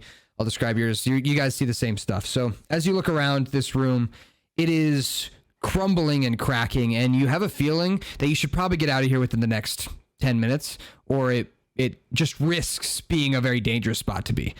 But it's good that you looked around. It's good that you looked around and checked for cracks and seams. But you feel safe for now, but you just feel like there is a possibility, and you don't even want to get caught in that possibility of this collapsing. So something to keep in mind. The other thing that you also see is the communion wine is all smashed and cracked on the floor, and the bottles seem really nice. Especially the corks in the bottles. The corks seem to be made of gold. So if you want to grab the corks of the communion bottles that are broken, or even the ones that are unbroken, you can. Yes, please. Each of the corks is worth if the 5 room's gold collapsing, pieces. we might as well grab everything. Okay. Yeah, that's solid. Each of the corks themselves are worth 5 gold pieces, and there's 6 Oh of them. damn. Okay. Oh, sick. Wait, is that including the wine? The ones that are unopened, there's 4 of them on the racks, and they also have corks that are golden. So you got an extra total of 10 corks, but 4 of them are inside communion wine bottles, like stopping them. Full. Yeah. Sick. Okay. Okay. We good tonight. Okay. So there's that. One of them, Bunny, you have for sure. You have that bottle in your hands. You can put it in your pack or whatever you want. We should let Alright, let pack. her grab all the wine. The room's gonna collapse. So everyone get out of the way. Hand her a bottle. So just grab all of them. Okay. Nara. Nara, as you're looking around, you see the same stuff. But also, you watch as Solus kind of sniffs around the room, and you find your way over to where the pillar, like the columns were that were creating the portal. And as you kind of swipe your feet across the ground, your moccasins kind of swipe things to side, like some dust and crumbs of rocks and things like that. And as you do, you see these carvings on the ground underneath the portal, like where the portal was. And they look like a strange symbol. Let me show you on the map here what it looks like.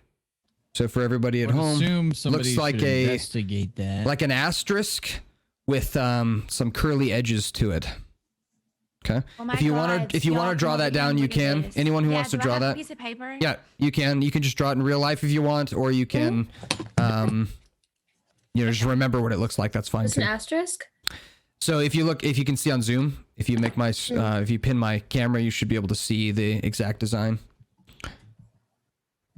So if you do a cross, and then on either side of the cross, you do like one of those like swirls. It's kind of opposite swirls. Butterfly. Like almost like a butterfly, yeah. Almost. It's definitely strange, and you notice it with your natural 20. That's what I'm giving you. Oh, pick whatever you find up. Let's take it out of here and let's get going. So did I not find anything? Sad champ. With your 20, you find the same rune at the same time as Nara. So Okay. you both find that, and so you get all the same stuff they got, plus you see Nara, the same thing that Nara sees. Alright, So I'm gonna also draw then. I'm Okay, gonna also yeah, go draw for it. the symbol. So drawing, I'm just gonna write a note then. and I think Blake I put it have in the extra Discord paper. chat Yeah, too. I put it in the Discord. So, Yeah. but I'm not going to pin that, and I don't want to. So, if you guys want to draw it, you can, just so you have it. With that, Hey guys, I have a feeling this room is going to be going down soon. Can we grab these bodies now that we grabbed Yes. all the wine and let's get out of here? So can we put the one body on the cat and then he can just All right, work, right? Nara's going to put one. I can body carry on one the out, cat. yeah. Drak, can you grab one of the big guys? Yep. Also, Zim, you got the other big guy? I'd like to just say that I'm short and not very strong So- unless I'm in form. So no. reminder that they are leaking acid blood, so Kathrak Oh, carrying them God. is a bad Okay. idea. Oh wait, Okay. then I don't Like, want to. like whipping it over the shoulder I would be still a have bad idea. extra rope. Oh. I still have extra rope. I'm gonna tie them up with rope and we can drag them out. Yep, I agree with that. Is it acid-proof rope? No, but if they're wrapped in the cloak, it should be okay. Yeah, okay. they're wrapped in the cloak and the rope's over the cloak, so it's fine. That wouldn't work because you have two cloaks that are wrapping two of these fiends. The things that are leaking are not the fiends, so you can't Oh. also have a cloak on them if you only have two Okay. Need cloaks. to Well, take the then- two cloaked ones. Oh, let's just I have- take the ones wrapped I in have- the cloak then. I have extra. I have water skin. Wait, what the hell's water skin? All of that's going to Sure. dissolve to acid. Yeah, but those will still be there, right? Like these ones will still be down Oh, here. the room's probably going to fall. Let's just take the ones wrapped and let's Oh. get out of here.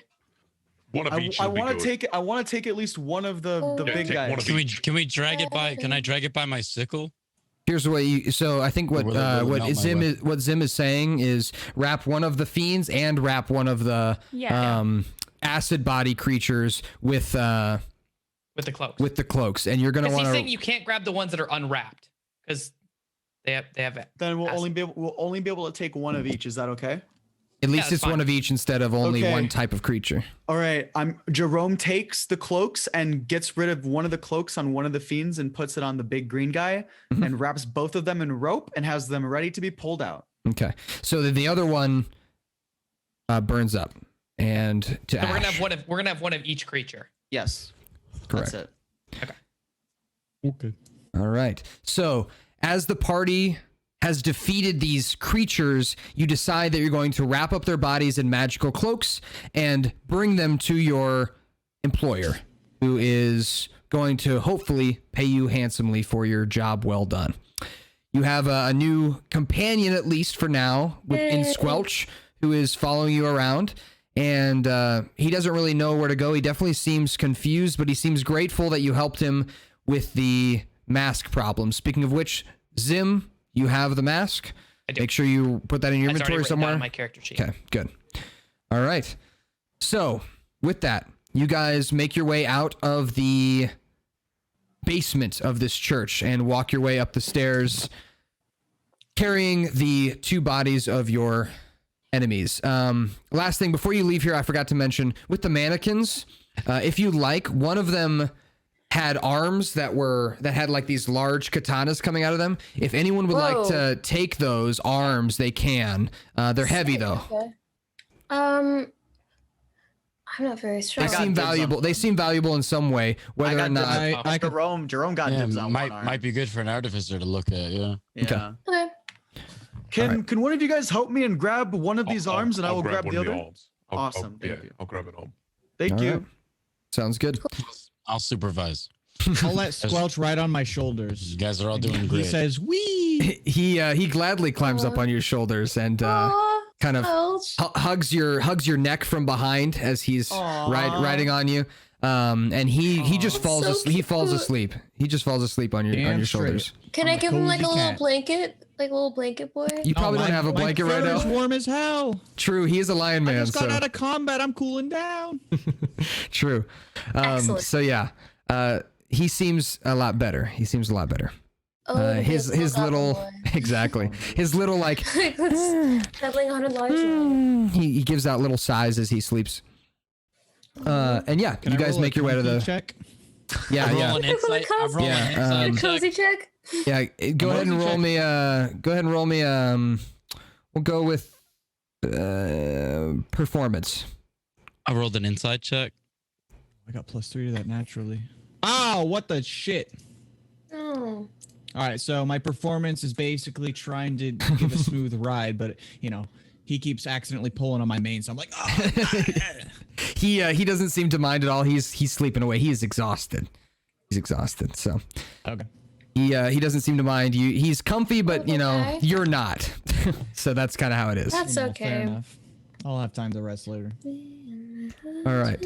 Oh, bunny hum count too. Fuck. Sorry. All right. Gifted subs?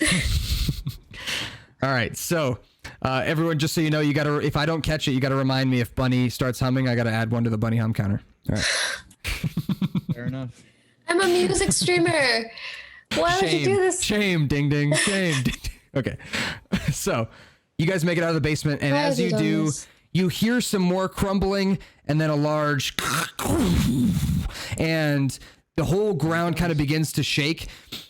You guys almost lose your footing on the steps as you're walking up, but it seems like, and a bunch of dust kind of comes up from the bottom and gets in your eyes and mouth, but for the most part, you made it out of there just in time.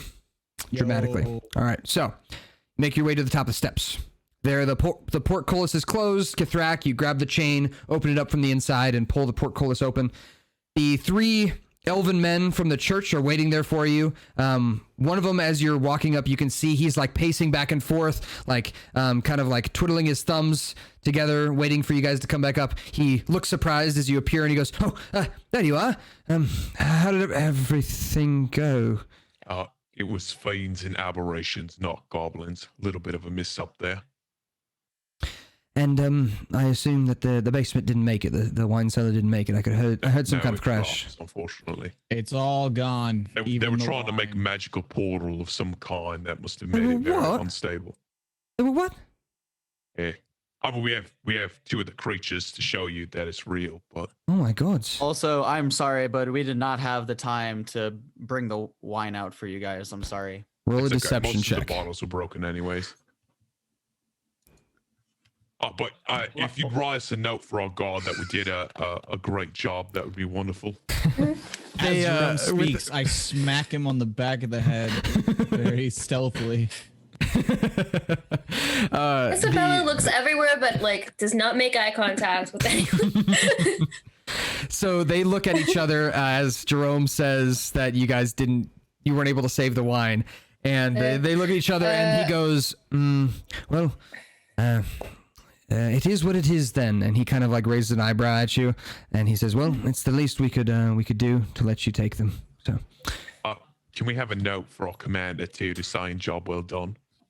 And did you want to look at the beast? yes, it would be very, very nice if we could just take a look at and see what was going on Just down be there. careful if you take the cloak off; they start burning up in fire.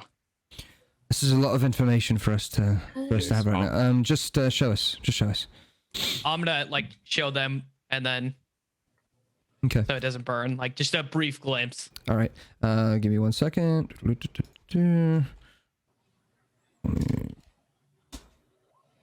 Okay. As he looks at the creatures, he says, well, that is, it's definitely a fiend of some kind. He kind of tilts his head. That doesn't look like a fiend at all. And he's pointing at the bigger one with the big green eye. He says, that's very interesting. An aberration. Oh, yes, that makes sense. Yes. Well, let me see. Hey, come over here. Take a look at this. The other one comes over. He looks at it. They kind of whisper back and forth. Yes, that's an imp. It's an imp, actually. Oh. Very, very common demon from the hills. I'm not sure how they made it in here, but well, that's good to know. This must have something to do with the cult activity in the city, wouldn't you say? The other one kind of nods his head. Yes, yes. And they kind of, together, they kind of go back and forth. Jerome, you remember this is why you came to the church in the first place. Cult activity? Do you guys have any information? Because I've been hearing rumors about these cults, and that's literally why I came to this city. Some of you guys, this is your first time hearing about it. I want you guys to tell me everything that you know about these cults now. And I want a persuasion check so that they do. No, you don't have to do that. You don't have to do that. So, you tell me what you want to do, Bunny. Like, tell me what you want to say or what you want to do, and I'll tell you if you need to roll. All right, okay. But they're pretty open. They're just going to talk to you without you needing to persuade them. Fucking everything.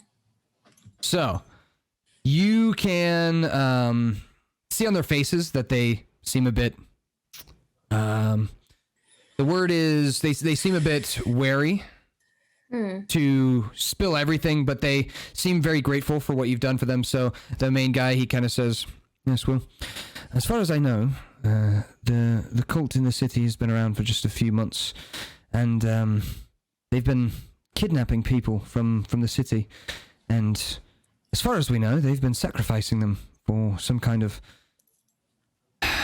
Well, we're not sure, but we have noticed a lot of lightning in the city lately. Lots of lightning striking in different parts of the city. And with that lightning, we believe that maybe they're sacrificing people to summon Neytiri or win her favor. Neytiri being the great blue dragon of the southwest of Venterra. And you guys remember when I talked to you about the world building of episode 0, there is a continent in the southwest of the world called Zelosha. And Zelosha is supposed to be the home of a blue dragon named Neytiri who controls all the storms of this world. And logically speaking, based on what they're telling you, it makes sense. A lot of lightning. Cults usually dabble in dragons. So it makes sense that they would be trying to win Neytiri's favor or summon her to the city or channel her power in some way. It makes sense. You're kind of skeptical based on what you've seen, though, here.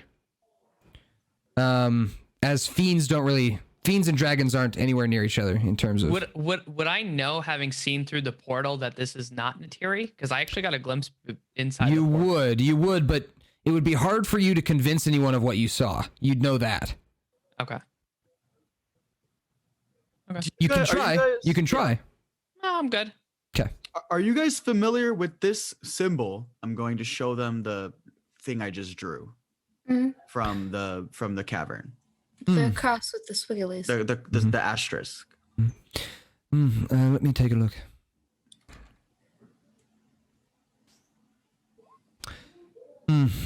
I've never seen anything like that before, have you? And he kind of turns to his partner.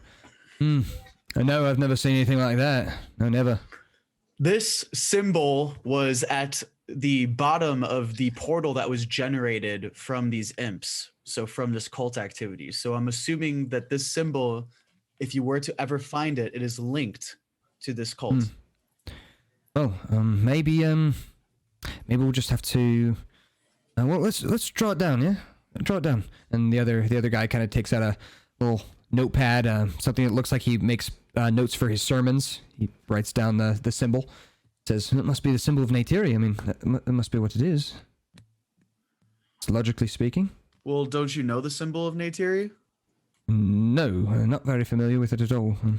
All right. So you guys are kind of in like the opposite end of the continent from where that all of that happens. And while everyone knows about Neytiri, it's just like kind of everyone knowing that like a religion exists in real life. Doesn't mean you know everything about the religion or like that kind of thing. So for them, So you when know you that these said- people worship Metla being the goddess of fertility.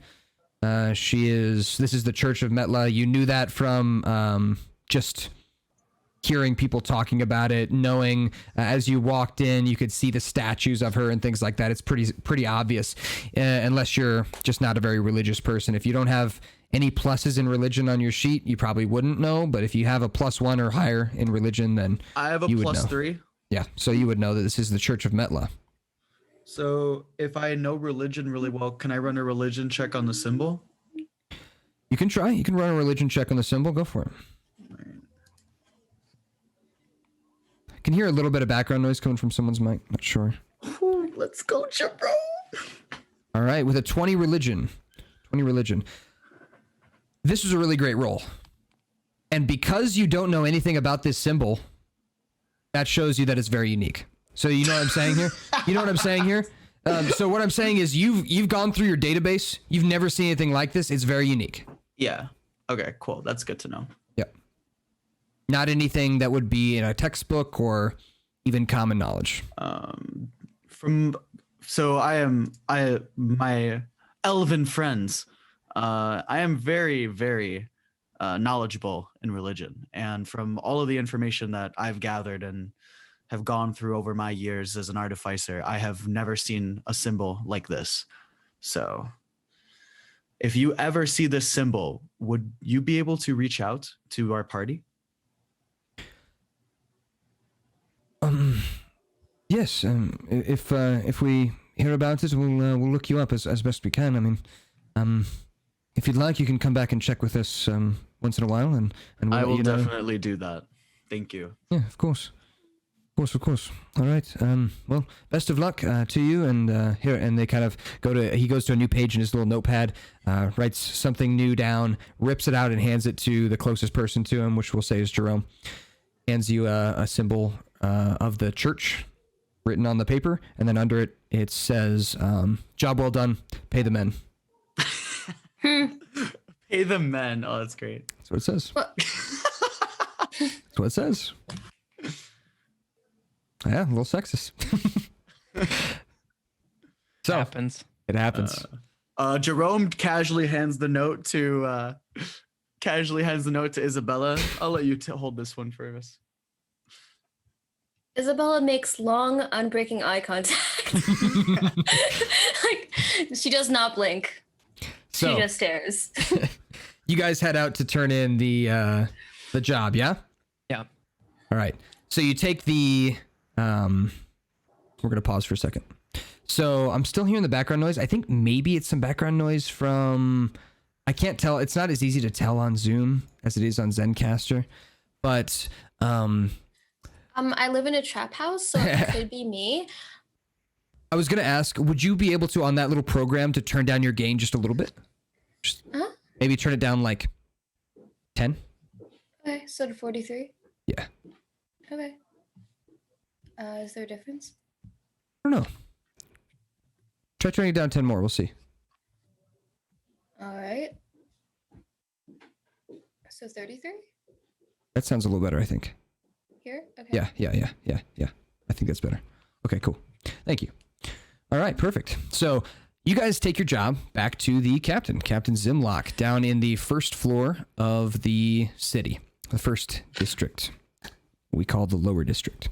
And as you're walking through the streets, what are you doing with the bodies that are wrapped up that you're carrying? Are you just carrying them on your back? I would assume dragging trying them? to hide them as much as we can so they don't freak out anyone. Yeah. That's what I'm asking. Yeah, I was I would. using, like, I the would like rope. to make sure not to freak everyone out. Oh, hey, why don't we just use Nara's like Lion Man? He's like not. He's not of this realm. Maybe he could like absorb something better. Nah. Oh no, she. Oh no, Unfortunately. she. As someone who can turn into something very similar to Nara's cat, that's not how that works. That would be nice, though, if he was just a bag of holding. Yeah, maybe. Wait, I can make things invisible, can't I? Yeah? Oh, well, Okay, but I could only do one, couldn't I? Yeah, you could do one, but carry the other in a way that's non-threatening. You could carry the other imp like a Can we baby. put a blanket over it to like Okay. help hide it. Could do that too. On top of Whatever you guys over want to the do. cloak. Yeah. Let's do both. Make one invisible. Do a blanket over the other one, so that way it's more hidden. Okay, so bunny hump count 3. Ah, goddamn. Easy. Easy clap. All right. So you turn one of the bodies invisible. Whip, go ahead and mark a spell off your sheet by clicking the little box next to first level spell. Might be second level spell. Can't remember which one. First level spell. Yeah, first level spell. So click your box. And then the other one, you cover up in a blanket. And are you going to carry I would guess that's the imp. The imp is the one that you didn't make invisible because it's tiny. You could carry it just like a little baby if you wanted to, Kithrak, or whoever else.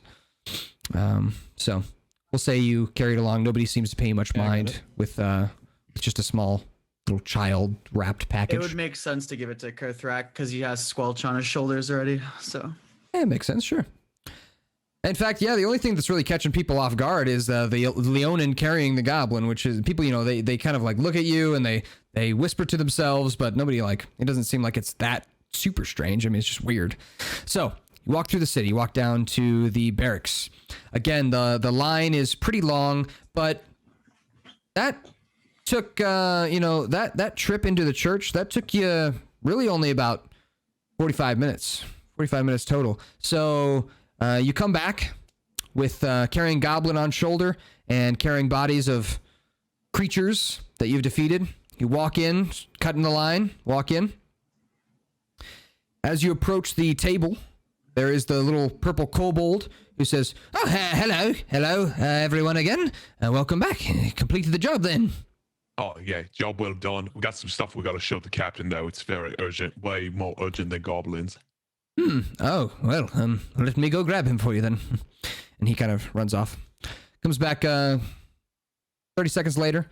Captain Zimlock trailing behind. This time he's not holding his spear or his shield. He just comes out, peeks his head out to see who he's about to talk to, looks at you guys, comes fully out from the back room and approaches. He says, hello, welcome back. Hello, Captain. We're going to probably want to go someplace more private to show you this truthfully. We don't want to cause a stir or a ruckus. Well, do you want to get paid? And what? Yeah, we do, but we also want to show you some of these bodies because they weren't goblins. There's a goblin right there. I assume you just made friends with him. No. Finish the job. The one that's wrapped. Can we just go back in private? It'd be really quick. I'm very busy. Okay, if you want to do it here, that's okay. Okay, Should well, wait. Can I whisper? Can I whisper to Isabella real quick, or to Yeah, you could do that during this. Yeah. Yeah, go for it. Maybe Nara and Isabella should do the talking with this captain guy. Or if I recall correctly, he did seem to be very partial to those two. Oh yeah, he loves me. Oh, okay. Yeah. Awesome. Okay, so I've got a performance check. What do you do? You tell me what you do first, check. and then I'll I tell don't you know. what. I'm just like, Changeling ability. Tell me what you do, and I'll tell you whether or not you okay. need to roll. Give him a little wink, and I'm like, hey, maybe we should do what. Oh my God, maybe we should do what Big Strong Jerome the Gnome says. Ooh, whoa, whoa. I'm Zim. just a stupid woman. I'm Zim, not Jerome. Oh, well, Yeah. whatever the fuck. I'm so stupid. We should just do what they want. Okay, and then Nara, what do you do? I could change. Yeah, can we just do what he said really quick? It won't take that long. I could changeling real quick. Just throw a little glitter roll- into the air. What are you gonna? charisma What do you check. want to changeling into? Female elf, like elf female. God. Like, Here. I roll. Okay. Is it, I just have a high charisma. Is it possible- We okay. don't have to, but I So- don't think this is going to be so that what I hard. think we you should guys got do- it, but I just do have a high okay, charisma. awesome. Yeah. Yeah. Hey, can Super we just cool. do what he said? Well, it won't take that long. Can we split the party? Is that okay? Okay, so without too much kind of side stuff, a couple things to say. First of all, Wembo, with you, we should this week, if we can, at some point go through and find out what you can shape change, what you can changeling into, because you have a set number of things you can be based on your background. So we'll do that. this week. But for now, if you want to come up with one, you can. If one of them wants to be a female elf, you can if you want, but that's totally up to you. Other than that, Nara and Isabella, both of you guys kind of pipe up and talk to the captain. He looks like he's like trying to just like go back to whatever he was doing, but he stops for a second. He kind of like tilts his head to the side like he's kind of annoyed, and he says, all right, it was Nara, right? Nara was your name? Yes. Yeah. Yes. Well, Nara, you may come back, and you may come back. And he points to Zim, who was the one who talked. Okay, cool. Hi, I'm Mr. Captain. I'm the resident expert here in a lot of this. Yes, I don't care. I don't care. And he turns around. Isabella leaves with, okay, so Isabella leaves with the wine. That's fine. That's fine. You can walk out of the barracks if you want. But the kobold lifts the, like, kind of like if you're at like I don't know, like a butcher shop, they have like the table that they lift so you can walk back behind. He lifts that so that Nara and Zim can walk to the back where like the private room is. I'll take that body to there, Kathrak.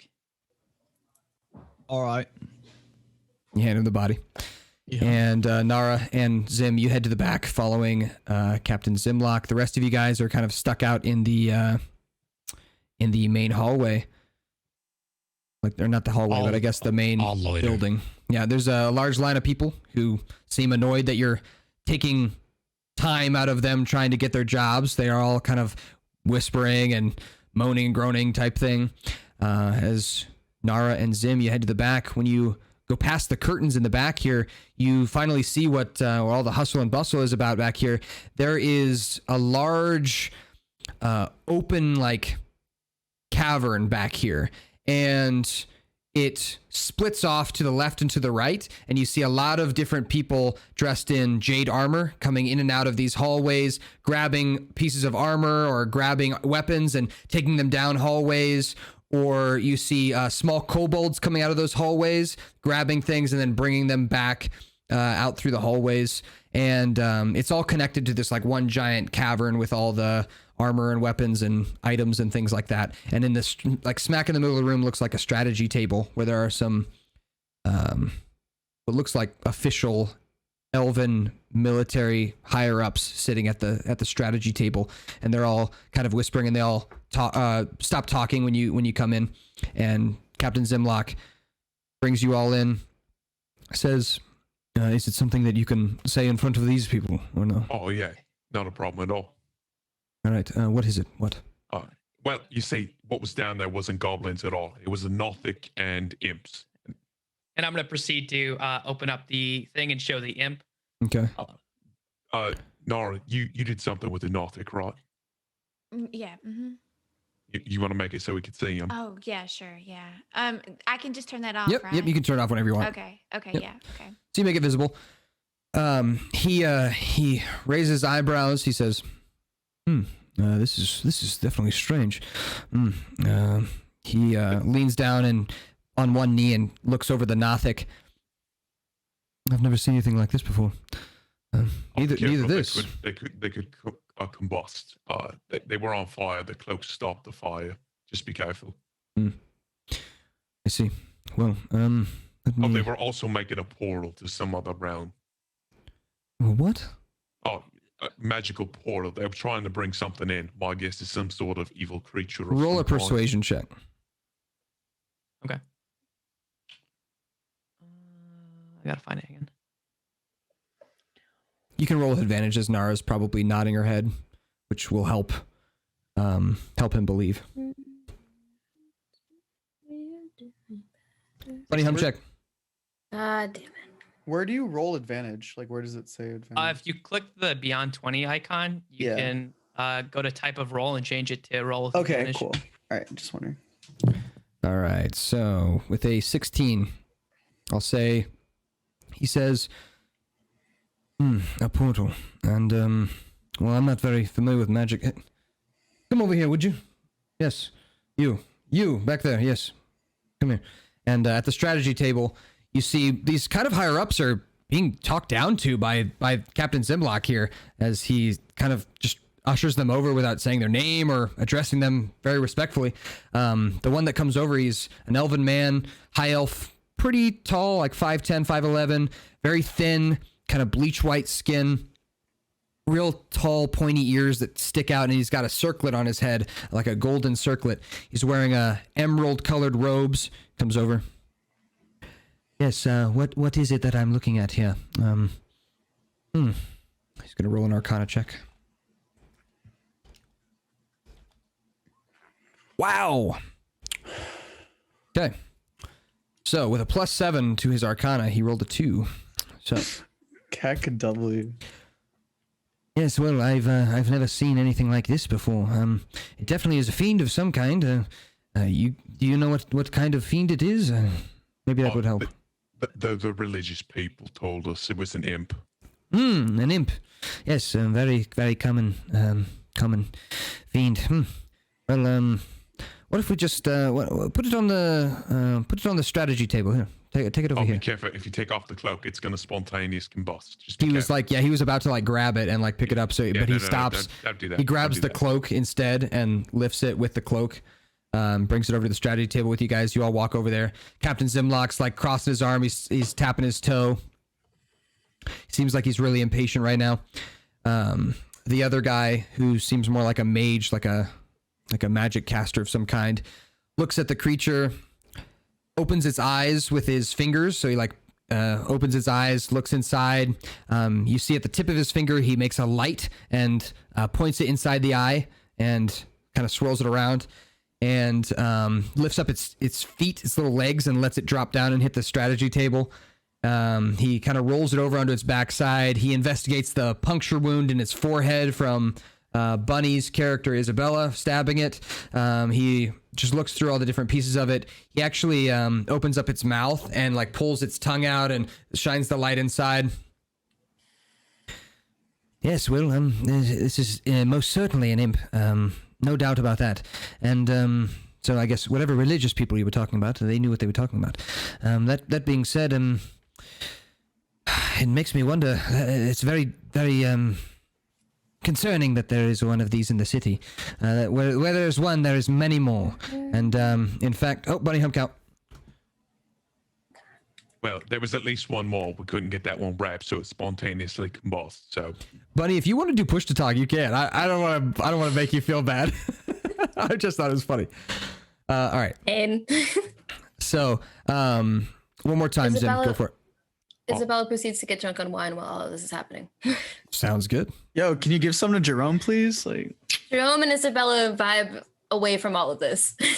Jerome Thracker out there Jerome too. uses magical tinkering to play a little bit of a coffee jazz on the bottles. Music. Isabella breaks it down. Throws it back. All right. one of there was 2 more of these things, but they spontaneously combusted. So there's probably more, but I'm just letting you know there was at least one more of each of these that we killed too. Yes, I see. Well, what I'll say is, we do know. Give me a we do know moment. that there were some people who captured the goblin. Goblin was against his will. They forced him to work with them. So there's 2 people who wear purple cloaks, and they have some symbol. Nora, didn't you write down? Yeah. I drew like a picture of it. Can I like hand it to them? Yeah, you hand it to him. Okay. He takes a look at it. Rolls a religion check. Yes. This is a strange symbol. I've never seen anything like this, and I've seen a lot of symbols. He hands it back to you. He also writes it down on their strategy map, so he like draws it down. Very interesting. Give me a moment before we talk any further. He kind of cocks an eyebrow, and he picks up a staff that's laying on the strategy table, taps it on the ground twice, and you watch this aura of magic spread from his body outward and kind of envelop the room and then disappear. And he looks around. He kind of just really looks around the room. Well, it seems we're alone in here. They haven't made it they haven't infiltrated this room yet. That being said, they could be anywhere. Imps are very, very well known for hiding in plain sight, invisible. So, keep an eye out, I guess I would say.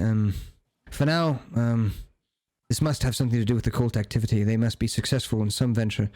So, I really believe that it was Neytiri, but there must be something else going on. It doesn't make any sense. It doesn't add up. We need more information. Well, thank you for this. This is endlessly helpful. And Captain Zimzlak says, "All right, are we done here? Can you? Are you ready? We take our payment and be on our way there, Captain. All right. Yes. So let's. Oh, and our cloaks. Also, can we get a little extra? Because that was a really tough thing. We thought we were going for goblins and we weren't. Yeah. Looks at you, Isabel- Nara, and he says, "Don't push your luck." Ooh, Isabella uses sleight of hand to steal some extra money from this fucker because he's not paying attention. Also, he's slightly sexist. You're not even there. God damn it! God damn it, Jerome. Yo, we're just getting drunk. We're just getting drunk. But we cop the gold corks from the 2 wine bottles that we drink. Yeah, absolutely. Let's grab one. And those are worth 5 gold apiece. Do we Gold write corks. like in our inventory? Just now? add 5 gold to your inventory. Just add 5 gold. Okay. All of us? No. You two. For now, because we drank. For now that we drank 2 bottles, we each add 5 each. Yeah, correct. Okay.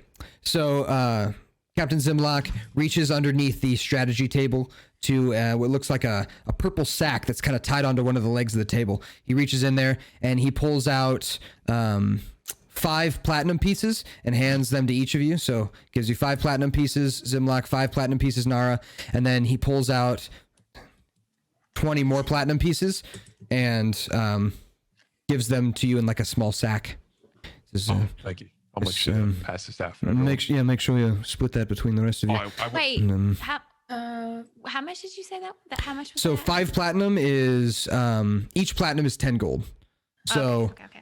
yep. So you've got 50 gold each, but they're just in smaller portions. Oh, thank you very much. Yeah. Right. Yes. of Any course. more work? Yes. I do. Have you checked in with the magic shop yet? Oh, not yet. We'd be heading there next, I take it. It'd be a great place to go next. Thank you for this. And if you hear anything else about these creatures, well, come and let us know. We will hope you decipher, I guess. Thank you. Yeah, we'll try to be as much help as we can be. All right. Now be off with you. Bye. All right. Walk out. You guys head out of the storage area here, and as you walk out, you see the rest of your party lounging next to the wall, sipping on goose, Great vibing. sipping on gin and juice. All right. I got platinum for everyone, 5 platinum each. There's something we need to talk about that's probably pretty crucial though. How we're gonna do party treasure splits and stuff like that with magic items and stuff like that if we're gonna be working together. I did notice that you had originally stashed these aside, Jerome. I'm sure to bring about later. I am a enthusiast. I was know, planning I on know. using them to study them. Yeah. And as soon as I saw the bodies burning up when I took them off, I immediately put them. All back. I'm saying, okay, is as a group, we need to come to an understanding that everything's an equal split, right? That Yeah, seems fair. That's correct. I also want to make it an understanding that Pox did say that he was going to give me his full share of his cut. So I will. Just, I mean, I'll let you talk that over with Parks. My job was to pay Parks, okay? So everyone got 5 gold. He actually gave us an extra 5 platinum, I believe, because he miscounted, but that's okay. I think that extra 5 then's for me. Thank you very Yes, much. yes. So I'll just He didn't make sure give you an not to say- extra. He gave you six groups of 5, so he gave you 30 platinum. Oh shit. 1, 2, That's 3. true. I did count. Wasn't it 50 each? Yeah, it's 50 each. Yeah. So if he gave us 6, he gave us 30 platinum. Yeah, 30 divided by there's 6 of us. He Yep. gave us because he was only supposed to give us 550 because Jerome wasn't there. He gave us. I forgot He that as a miscounted. DM. I didn't say anything. So I No, he forgot that was a DM. miscounted. He miscounted because he saw 6 of Yeah, us, he and did. he Yeah. probably assumed that I was like with the group at the Exactly. time. So Yeah, here's your gold. It's You're all fine. paid. yeah. You're good. So we're all Everyone make fine. sure to write down your 5 platinum, okay? In your little check. You can either put it in as 5 platinum or 50 gold. It doesn't really matter. I'm not keeping too much track of your weight necessarily. Whatever is easier for you to. Oh shit, I'm Keep at track 50 of. gold. Ooh. Wait, so do I get 10 because Wimbo's about to give me another 5? Wait, where? No, he saw this whole interaction happen, so he can decide whether or not. Wait, where do I add that? Sorry. So if you go to equipment and you click your currency, then you can it pulls up a box and you type in 5 platinum or 50 gold. Wembo, are you there? I think he went to the bathroom. Okay. Okay. So you messaged me on Discord. You can certainly ask them. I gave you 5 platinum, Wembo too, and I gave Jerome the gnome 5 platinum too, because I come out of I walk out of the bathroom and I kind of get the feeling that there's money in the air. Here you go, Pox. So just so you know, I'm gonna message you something on Discord real quick. Can I just I just want because Isabella has all of them, so you have to ask her. Could I have a bottle? I'll give you 10 gold for it. What? I'll give you 10 gold. We're just talking about equal split there, Isabella. You had 4 bottles. I did have 4 bottles, but counterpoint, did you have the foresight to retrieve these? Did I risk my life or did you risk your life? I forgot. I did have the foresight because I believe I told you take all the bottles. He did. He was the one who said it. God damn it. It's not a matter of foresight. It's about Okay. I'm a little tipsy Valid as right now. fuck. I'm a little tipsy, but me and Isabella both corks. drank 2 already. Okay, we gotta talk one at a time. We gotta talk one at a time. I also picked up 6 corks, so we have to split this gold too. To be fair, like I'm not just holding you to it, but if we're gonna be a team, we gotta be a team. Okay, so everyone should get an extra 5 gold. Here you go. So he picked up 6 corks. He splits them evenly between you guys. So he's a man of his word. Cheers. All right. Isabella gives him the bottle. All right, Pox, he's got a bottle. Oh wait, Swamp is 11. Can we give him anything? I put it in my backpack. All right. Isabella. I kind of look at it and I'm like, I kind of. Just like Isabella knows, she only has 1 bottle of wine left now, right? Yep, that's correct. Both drank 1. That's correct. You have 1 bottle of wine left. The one that you gave Pox still had the cork in it. You guys can decide what to do with that. You can ask Pox for the cork and have him stuff it with a cloth or something, or whatever you guys want to do, or you can just give him the extra 5 gold there. But it's not going to be an even split no matter what, because you got the only 4 bottles there. So 2 people are going to get left out of an extra 5 gold. I'll pass on that one. You guys can split it between you. So Isabella, you already got 5 gold. Jerome, you already got 5 gold because you guys opened up separate bottles of wine and took the corks. So Pox has 1, and then you got 1 extra, Isabella, that you can either give to somebody, or unless they don't ask for it, I mean, you can hold on to it. Nobody seems to ask for it, but. Right, does anyone want it? I feel like I should offer. What about Nara? Nara, would you like this? It is elven wine, Nara. It is elven wine. Oh shit! Yeah, it's elven wine. So here you go. Thank you. Pox, we don't need to be greedy there. No, that's fair. We have this katana arm thing from the mannequin. Yeah. We should sell these. I'm sure we can get a pretty penny for these blades. I mean, you want to look at them first, though, Jerome.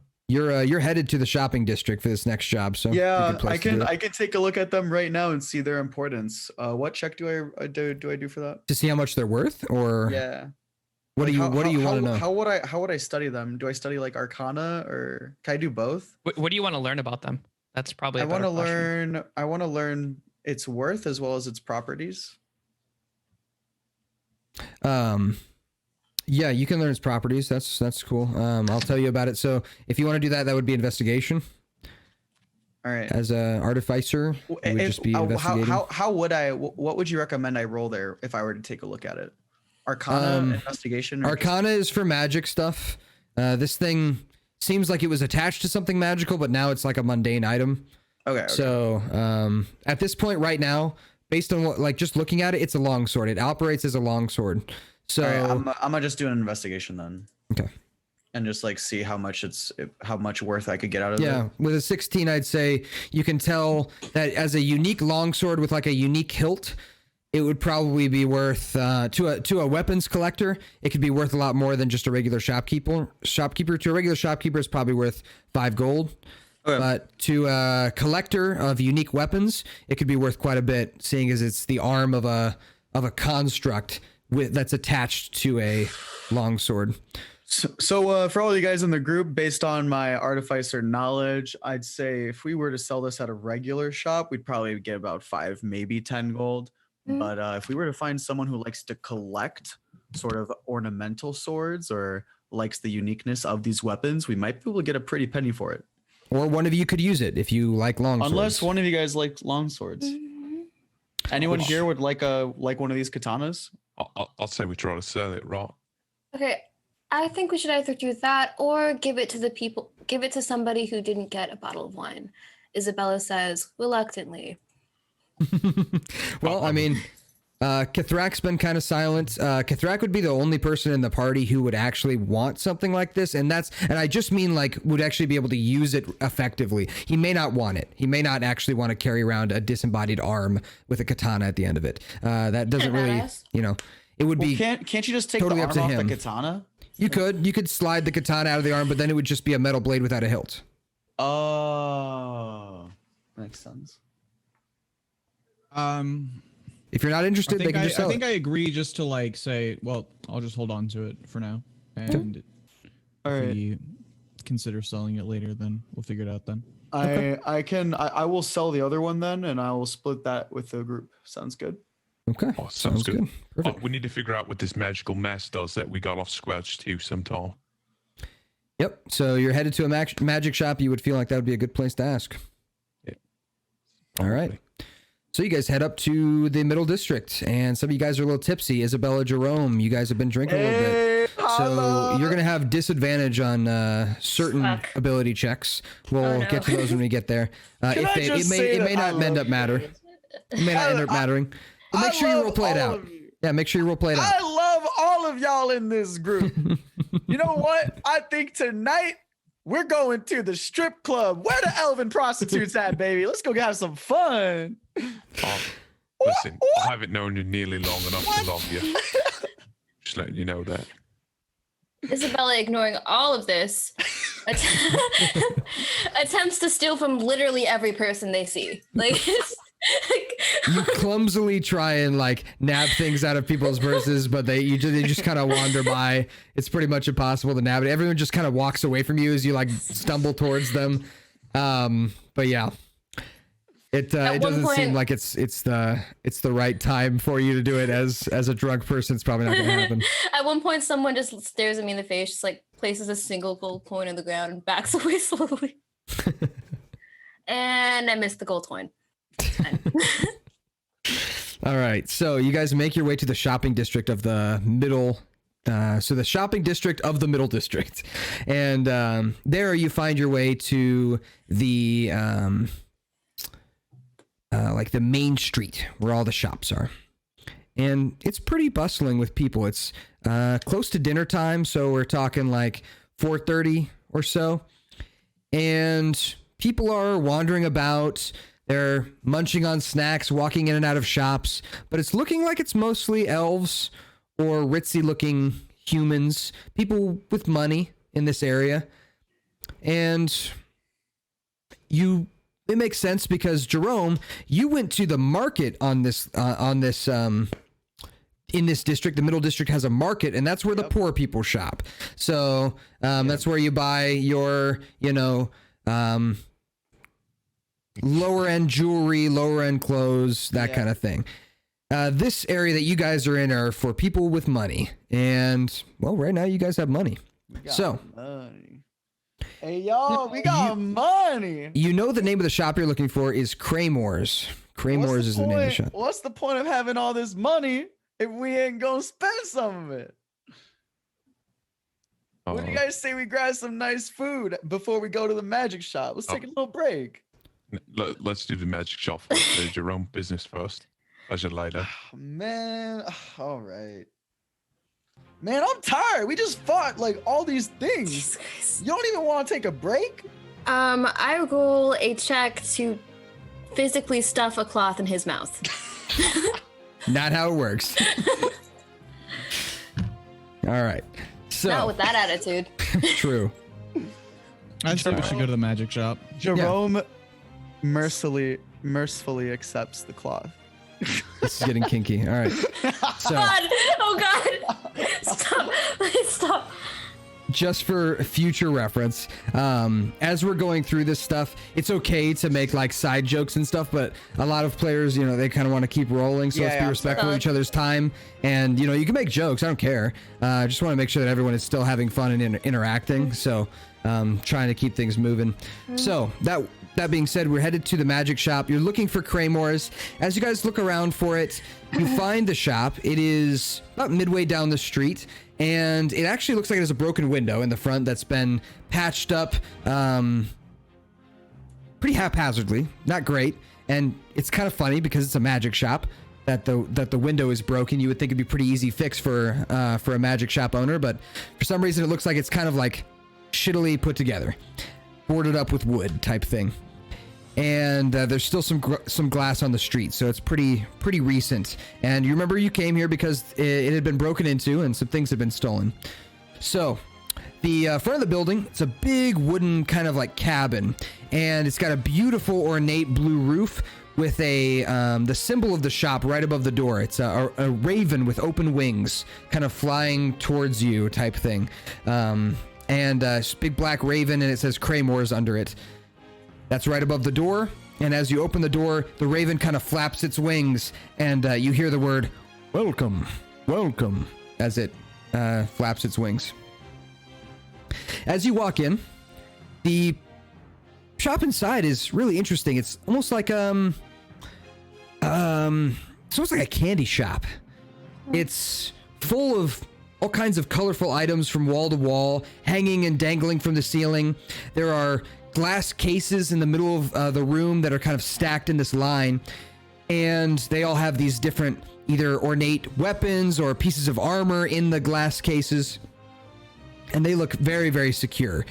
And as you're in there, there is at the back desk a human that is with his, he has got his feet up on the back desk where you would go back to check out, and he's got a book in his hands, and he's kind of reading the book. He's leaning back in a chair with his feet up on the desk.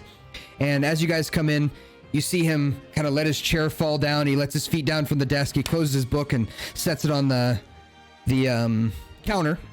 Stands up. "Hello there. Welcome.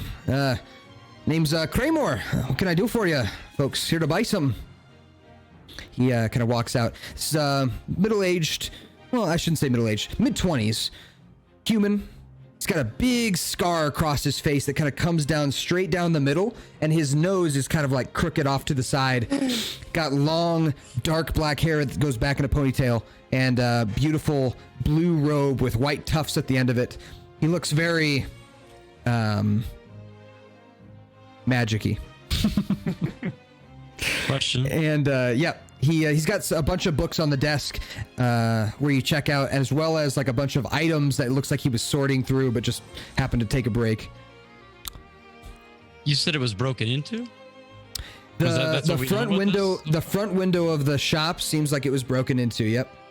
Was there more glass? You said there was glass in the street, though. Was there more glass in the street or more glass inside as we walk in? Good question. Roll me a perception check as you're walking in. Oh.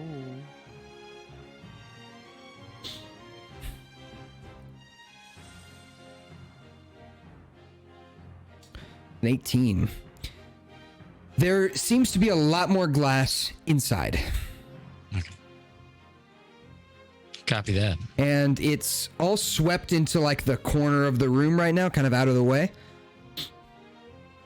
So yeah, you see presumably Craymore, as he said, standing before you, and he's kind of waiting for you all to say something as he kind of stands there smiling. I'd like to buy something, I guess, but we also might have some things to sell, and we need you to check out something too, if that might be a possibility. It's magical, possibly cursed. All right, sure. Well, let me. I guess I can start with taking a look at what you've got there. Oh yeah. And I'm gonna pull out the triangle bird mask that I have wrapped. I'll be careful. It might be cursed. It might be cursed. Okay. Oh yeah, cursed. Interesting. All right. Let me take a look at this thing here. Yeah. Kind of taps on the checkout counter for you to set it down so he can take a look at it. Here you go.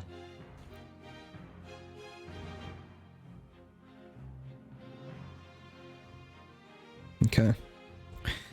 He takes a good look at it. Look over it. He takes a small, ornate-looking dagger and lifts the mask up by the corner of it with the tip of the dagger. Kind of looks under it, sees the flesh and shit that's on the other side of it. He goes, "Yep, that's definitely cursed. Well, let me see here." And he kind of goes to goes around the desk and goes into a back room that's behind the counter. You hear some rustling around back there. A couple minutes pass by. Hold on, I'll be right out. Just give me just a second. Been back there a long time.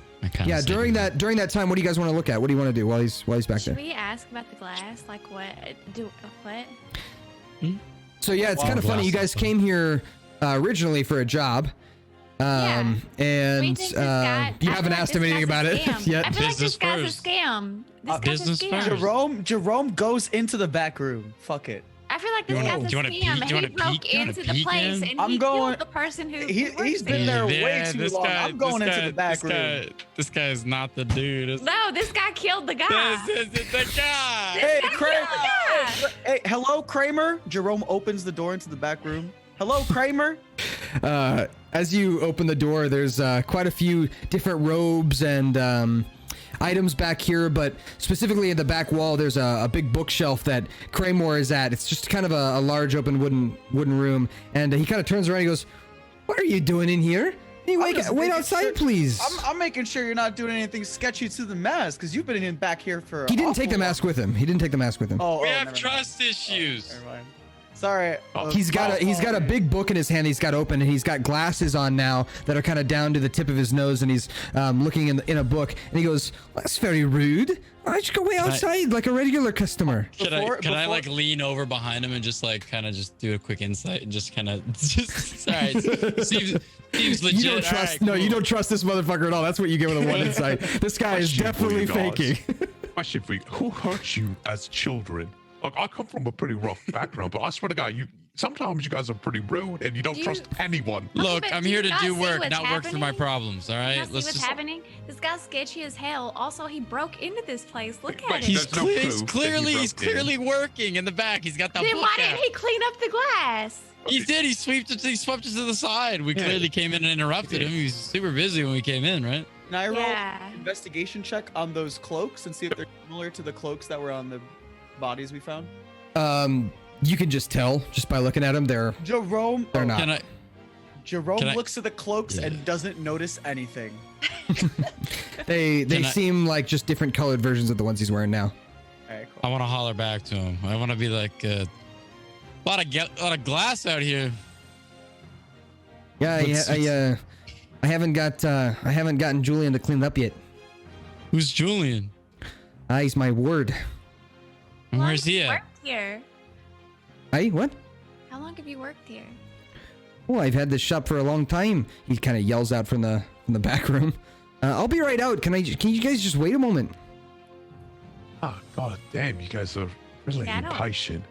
Oh, I can't imagine waiting on you as a table waiter. God damn. I wish I knew where or who Julian was. I'm doing why don't you ask? On the shop. I could have, but I feel as though we only got 3 questions before he pushed us out and he wasted a third. Classic whip tracks. Okay, I think he's faking. I don't think this guy's legit. We could have figured it out, but so he finds his way back out, and he says, "Yeah, this here mask looks like it's got a little bit of a infernal touches to it." And he kind of slides a book out onto the table in front of you, points to a page that's got a similar-ish looking mask. It's different in many ways, the one that he's pointing at, but what strikes you as similar is the way it comes down into a point, almost like a bird, and it's got these like orange circles around the eyes. And he says, "Yeah, if you look here at this one, it's a bit different, but it's similar in some ways. So here's what's this book called? Infernal Curses for Dummies." And he kind of slides it over to you. I can sell you that other book as well if that interests you. But can we use the mask at all, or is it pretty much worthless for us? I wouldn't touch that. I wouldn't touch that thing with a 3-foot dagger. Okay. Would But you buy it? I did, I did touch it with a 6-inch dagger. But listen, the thing is, all right, I'd buy it from you, but I'd have to do a few more checks on it, and we'd probably need to clean it up a bit. But how much would you want to buy it for? if anything, I'd just buy it to disenchant it, just to use its magic for something else. But I'd probably buy this thing for 20 platinum. That seems a little low, doesn't it? Roll a persuasion check. Jerome whispers to. It's more money than you've ever seen in your entire life. Jerome Oh. whispers to Kithrak, 20 platinum, and he thinks that's low? Nani the fuck? I'm pretty sure I'm overshooting it there, but Okay. I'm not really sure Okay, what it does, so I'm well- giving you a little extra gold for your hard troubles. Okay, I'm gonna try one more time with persuasion. What are you gonna say? Persuasion check? So instead of telling me you want to run a persuasion check, tell me what you say, and I'll tell you what to roll. Fuck. I'm like, well, we want to split it evenly, so why don't we get 25? She's 25 platinum. Okay, go ahead and roll me a persuasion check, but this time with disadvantage Awesome. since he's already been tried once. So roll twice, God take the damn lower it. number. You can still get a high number on There's this. 6 of us, by the way, not 5. Well, okay. So you got a 19 for the first one. Yeah, 19. Yeah, I mean, your guys are running me dry today, but 25 platinum is probably all right. Are you planning on buying anything? Maybe if you buy something, maybe I could even pitch in a little bit more. Maybe I could put you in the book for free. I'd like to look at what you have to offer. We're also here to help you with your broken window too. Do you have a bag of holding? I do have bags of holding, yeah. Let me look around here. You said who could help me with the window? Oh, we're here to take a job from you as well. The window. Oh, you're here from the guards? Yeah. They sent you here. Yeah. That's us. Oh, I thought you were just patrons. Well, that's interesting. business Bit of first. both. A little bit of A, a little bit of B. Interesting.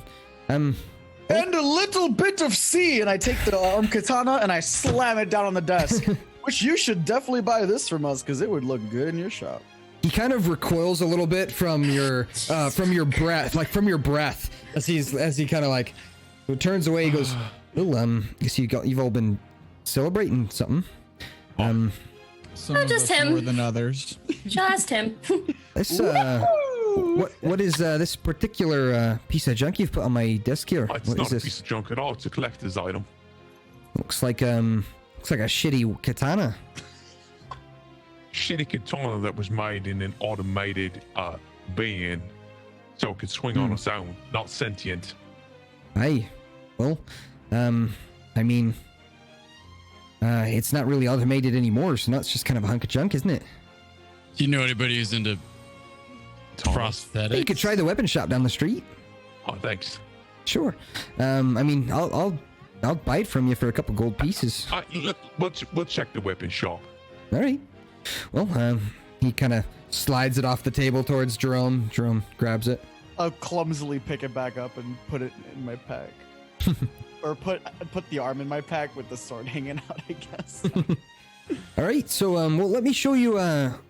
There's a lot here, a lot to unpack here. Anything else you need me to look at?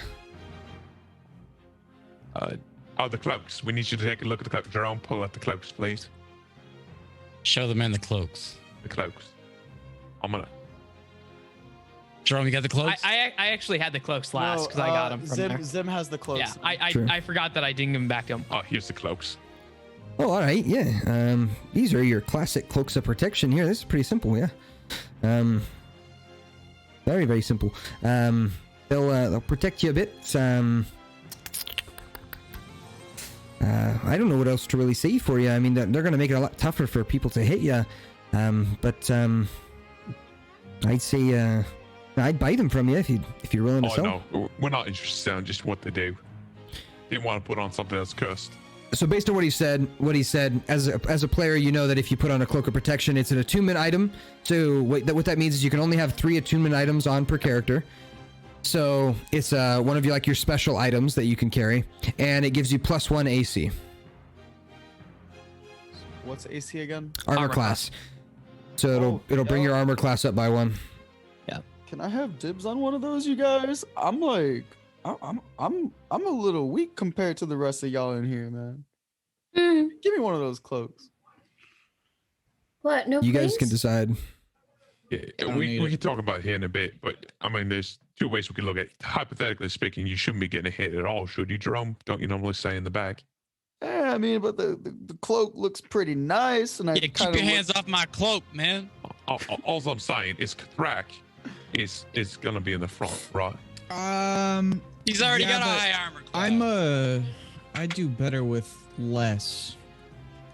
It's better with less. I don't think anyone does better. Have with you less, seen it? truthfully. This man's muscles. You think he wants to cover that ass with the cloak? Come on, man. It's What do you want the cloak? part What are of you being afraid? a Why don't we barbarian. just like talk about the cloaks? Yeah, we can talk. after? Yeah, we gotta do We can this talk here. about that later. My bad. I'm just a little tipsy right now. Am I so I'm wrong? spouting- Is it part of being a spouting some barbarian? Is like the less I have on? No. Not necessarily. You're- This cloak you you're can not wear wrong. They're without. wrong. It's not armor. It's a magical cloak, so you can wear it without getting your bonus taken away. Your unarmored bonus taken away. So I it does will not count. consider it then. Did we just imply that Jimmy here is naked? Wait, I'm so. I don't have Wait a like minute. armor. He doesn't have a shirt on. He's Yeah. got like I've got some like leather a straps. satchel. Pause. But other than So that, it's just I'm- like a loincloth situation? I just. In a way, Kinda, his, yeah. I don't know I'm a what he has cat. for pants, but it's a little something. a little something. Little bit believe it's A the little something for the imagination. ladies. Yeah. And any men who are interested as well. So, with that being said, you guys are kind of talking back and forth. He says, "All right, can I show you to the bags of holding? And that's something you're interested in." Oh, yeah, please. We would be interested. All right. So he walks over to the left side of the shop. There's a line of bags that are hanging on the wall, and they're all different colors. There's a purple one, an orange one, a blue one, and they have these golden cinches on them, like the ropes that kind of cinch them together are golden, really, really beautiful golden. And the outside of the bag is covered in like galactic stars. And he points at them. He says, "This is our collection of bags of holding. Going up from the lowest one. This is the lowest priced one. It holds the least amount of things. This one's 250 gold pieces. And then as we go up, they kind of go up by 250 gold pieces for each.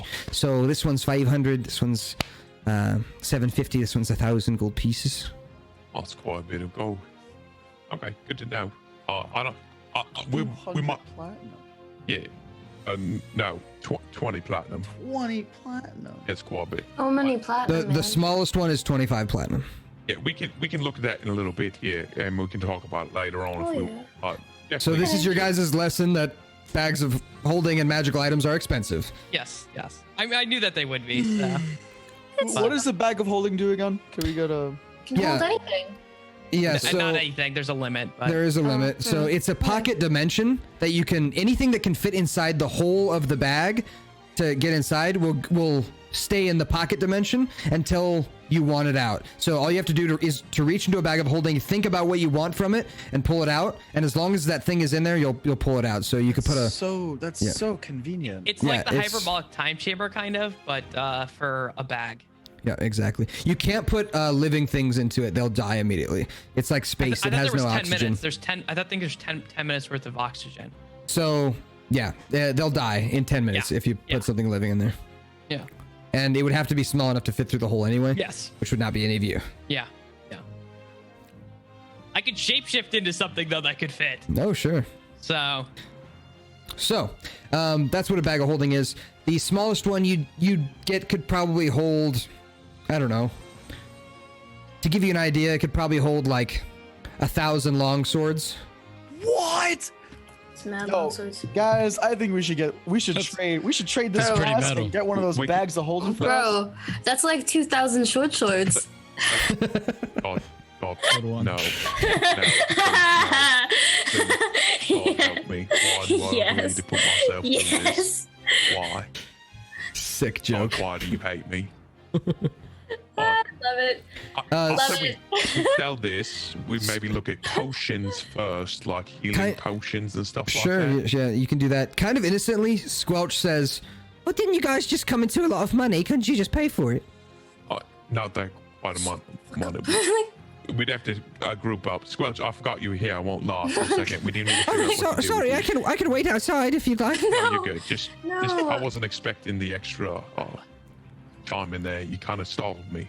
What? I'm a valued member of this team, aren't I? Oh, So okay. valued. So member. I mean, look at these muscles. Kind of like flexes his negative muscles. Kind of Well, gives a little point with his flex. He goes, "What? What are you looking at?" yeah. Okay. Okay. Well, I'm just gonna give Squelch some food, and then you can just. he's not preparing. Hey, He grabs it and munches it. Kramer, can you tell us everything you got in this shop for sale? I just want to know what. Oh, else you sure. got. Let me just go through my whole. No. What is it you're looking for? What is it you're looking for? I just want to know what's inside, my man. Well, you're looking for weapons. You're looking for armor. What are you looking for? I'm looking for building tools. Well, building tools. Well, I'm not really a Craftsman specialist in those kinds of things. I've had a few traded in over the years, but I've never really been able to sell them. They're not very popular items. Let me go check the back. I'll be back in a moment. All right, lads. So we've all agreed we're stealing the bag of holding. No, we're not. No. Whoa. No. Wait, hold on. We can. Does we can anyone wait? Eventually hold fold on? one. You know that, right? While he goes into the back room, Jerome takes out some common clothes and attempts to duplicate the smallest bag of holding just by looks to potentially Listen, swap in. I'm letting you guys know right now that You this guys is are not going to go well. troublesome. I will not agree to this at all, and I will let him know. Yeah, I'd May I rather not introduce you to get our into last- trouble. May I Mr. introduce you? Jerome. May I introduce you to our last bottle of wine? Honestly, I have No. so much money anyways. You're right. I don't need to do this. I think we should buy the bag of holding though because it has a lot of value True. I agree, it does. I'm compared just to the saying. mask. All right, and he kind of comes back with like an old-looking cardboard box and sets it on the counter. Kind of digs through it a little bit, pulls out an old-looking like wood whittling drill, sets it on the table. Looks magical in some way. Not sure what it does, but definitely has some interesting intricacies to it. It's shinier than you'd think it would be. It's not rusting in any way, so definitely some kind of magic going on in this whittling drill. Arcana check. Go for it. And then the other thing that he pulls out is a like pocket knife. All right, so then sets that on the table. I'm arcaning both. Okay, so roll two separate arcanas. Oh, One after- first after one is roll. for the Drill. drill. And the second one's for the knife. Okay. Looking at them, just looking at the drill, you can tell that it has some kind of enchanting effect on wooden items that you create. You're not sure what, but anything that you drill with it that seems like it'll be enchanted in some way. You're not sure how. Even with a 21, it's not going to give you all the information other than God damn it. kind of Alright. ish what it does. I'm Kramer will probably tell you if you ask him. He's not going to So- sell you something that he doesn't know what it does. So, Kramer, what does this wooden drill do here, and what does the knife do? Yeah, all right.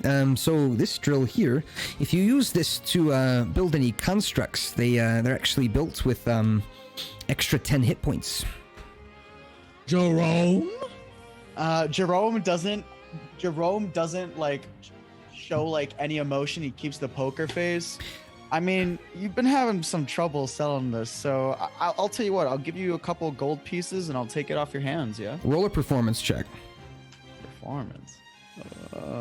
Performance. I am drunk. Yeah, roll with disadvantage. Okay. How do I roll with disadvantage? So roll again, and we'll take the lower one. Okay. So 11. Oh, that was perception. Oh, that was perception. It's fine. Yeah, we'll roll again. Roll again. Oh, okay. I'm sorry. Okay. So yeah, with an 11, he's like, I'm pretty sure this drill's worth quite a bit more than just a few gold pieces. And if I've got to sell it to the right person, I will. Someone will come around who wants it. He kind of puts it back in the box. What's your price target for it? I'd sell that one to you for 50 gold pieces or 5 platinum. 50 gold pieces. I only think it's worth 5. You know what? I'll tell you what. I think it's worth 5. You think it's worth 50. What do you say? 25 gold pieces. We call it a day, considering we're purchasing one of these bags of holding from you. We're Are not you now? doing that yet. I hadn't heard hey, that. Hey, We didn't agree to that. yes. Jerome, I hadn't heard you that. should stop God talking damn it, for Jerome. everybody here. Unless you Oh, I have don't- I your don't know, own um, on All right, your own. I'm a little drunk. I don't know what the rest of the group's doing, but I'll tell you what. 25 gold and we'll call it a day for the You drone. say your name was Jerome. Jerome the gnome. Right, Jerome. Well, I'll tell you all, and he kind of points over to everyone at the bag of holding area. He says, "I'll tell all y'all. I think I'd be more willing to get you some price discounts if you're gonna buy some other things too. So, I'd be willing to bundle that bag of holding in here with the drill and maybe some other things that you're interested in. But that's totally up to you. So right. just thought I'd plant that seed in your head if that's you're I'll interested let in. the rest of you guys continue the conversation. We're definitely interested in buying other things. How much are your potions? Yeah, we got quite a selection of potions, but I've got to grab them from the back. They're locked up in the back. So what kind of potions are you looking for? I've got potions of fire breath. I got potions of healing, invisibility for sure. potions, love potions. What you're looking for? Healing, please. Anything else? Any other potions? Well, I'll go back and unlock it. He kind of waves, jingles a ring of keys around. Any other potions I can get for you, Al? Off the top of my head now. Probably just healing. healing. Yeah. Yep, I'm going back there to grab some healing. Anything else there for you? All right. I'm gonna go grab those. I'll be right back. He runs to the back. He actually brings the cardboard box with him, like just in case, and heads to the back. He comes back a few minutes later with the drill, the pocket knife, and then a box full of healing potions. Says, "All right, so small healing potions, which you guys know heal for 2d4 plus 2. Each of these ones here are going to be 25 gold pieces a pot. And then the greater ones here, greater healing potions, these will heal for 4d4 plus 4. And they're going to be worth, I don't know why I said that in accident. As a DM, they heal for 4d4 plus 4. He would not know the number that they would heal for. And neither would he ever say that your AC is going to go up by 1. Okay? So just for future reference, he didn't say those things. I did. But anyway, he says, yeah, this one will heal you a bit more. You guys know that it heals for 44 plus 4, and those ones are 150 gold pieces. And then the superior healing potions, which are 8d4 plus 8, are 300 gold pieces. Oh, well, I know that I'd like a couple healing potions, please. All right, some of the simple ones. Yeah, the very simple ones. All right, that'll be 50 gold pieces for 2. Oh, can we get a discount for 3? Well, I've only got 6 here. If you want to buy all 6, I'll give them all to you for 100 gold pieces. I'll pitch in for those. Yeah, I think that we could do that. Anyone else want healing potions? Oh, I would. Okay. Anyone else? Yeah, I'm still at 8. I'm still at 8. And you won't need to 18. you won't need to use the healing potion now, Isabella, because you're gonna take a rest soon. Oh, okay. And you'll heal up all your hit points then. So Oh, sick. those Okay, are those are never mind. really good for battle, though. Yeah. Oh, okay. Yeah, I'll take one. One more person want to get in? Well, there's 6 potions. Sure. So if you all want to Okay. pitch in, it ends up being like 17 gold a piece or something. Everyone want in? 6 Yeah, I'd potions see that. each? No, 1 potion each. 17 For gold. 17 gold? Comparative to 25 gold. You They're want a very- potion they're that very bad? helpful. Sure. They're very Yeah, helpful. let's do it. Just do it. Just do it. Everyone Let's should. do So it. I can't. When I'm in my other forms, I can't heal you. You do realize this, right? So if you get hit, having something to heal you is a good idea. No, honestly, 17 gold? Take my money. I All might right. be a little drunk, but I'm also pretty heckin' smart. I think having 1 potion for protection on each of us in this party would be a good idea. Isabella makes direct eye contact with Jerome and's like, dude, I was sober like 20 minutes ago, man. Where you at? Like, Yeah, you're coming down, Jerome. You're coming Get down. it But together, Jerome's a man. lightweight. Jerome's yeah, a he is. lightweight. Get it He's the actually fuck smaller together, than you. Jerome. He's smaller than you, Isabella. So Oh, with the 6 healing potions, can he get a discount on that then? that's what I said. Drink. Yeah, 100 gold Yeah, pieces. no. You said bundling. If we bought other things, so he could get a discount for the drill. Oh, all right. Is this all you're buying, or do you want to buy everything all together? I'll just give you one big discount, 20% off. oh, okay. You've got Let's to do buy. that. You've got to buy over 1,000 gold pieces of items, but you'll end up only paying 800. Oh god, no! We're gonna wait I on don't that. think we None have of us that have much. 1,000 gold pieces. Oh, I we'll think bottle we're good. potions right All now. right. Well, then I'll say 500 gold pieces of items, and I'll give you We still don't have 20% off 500 still. pieces. no. Yeah. Well, that's only 50 platinum. You look like you're wealthy people. No, we're not. We're not that wealthy. Guys, Yeah. how much platinum are we getting All for right. the Well, I'm mask already again? giving you a discount then on the potions there, and I'll give you a discount on the drill. I'll say 30 gold pieces for the drill. There you go, Jerome. That's 20 30 off. gold pieces. Take it. Okay. Good enough Tell me about for the me. bag again. What's Good that enough bag for like? All right. So that's 130 gold pieces. Okay, so 20 each. So No. each of you mark off 17, and Jerome, you mark off 47. 17. Okay. 47, so I'll get rid of 2 platinum. And then make sure to add a potion of healing to your equipment, people. Wait, Oh, yeah, sick. platinum Yep. is 10 gold, Yep. right? So it would be And you said 4 of I'm- those plus 7. I'm 47. Yep. So I'm gonna get rid of 4 of these, and then I'm gonna get rid of 7. Oh, of these. fuck. How do we. Oh, it's just like manage equipment, Okay. right? And then you type in potion of healing and hit add. In equipment. Yep. Potion of healing. And then what's the name of the drill? We'll come up with a name later. All right. It's just the green one, right? The minus- greater For one? now, just put magical drill. I'll send you the name later. A magical drill. That's funny.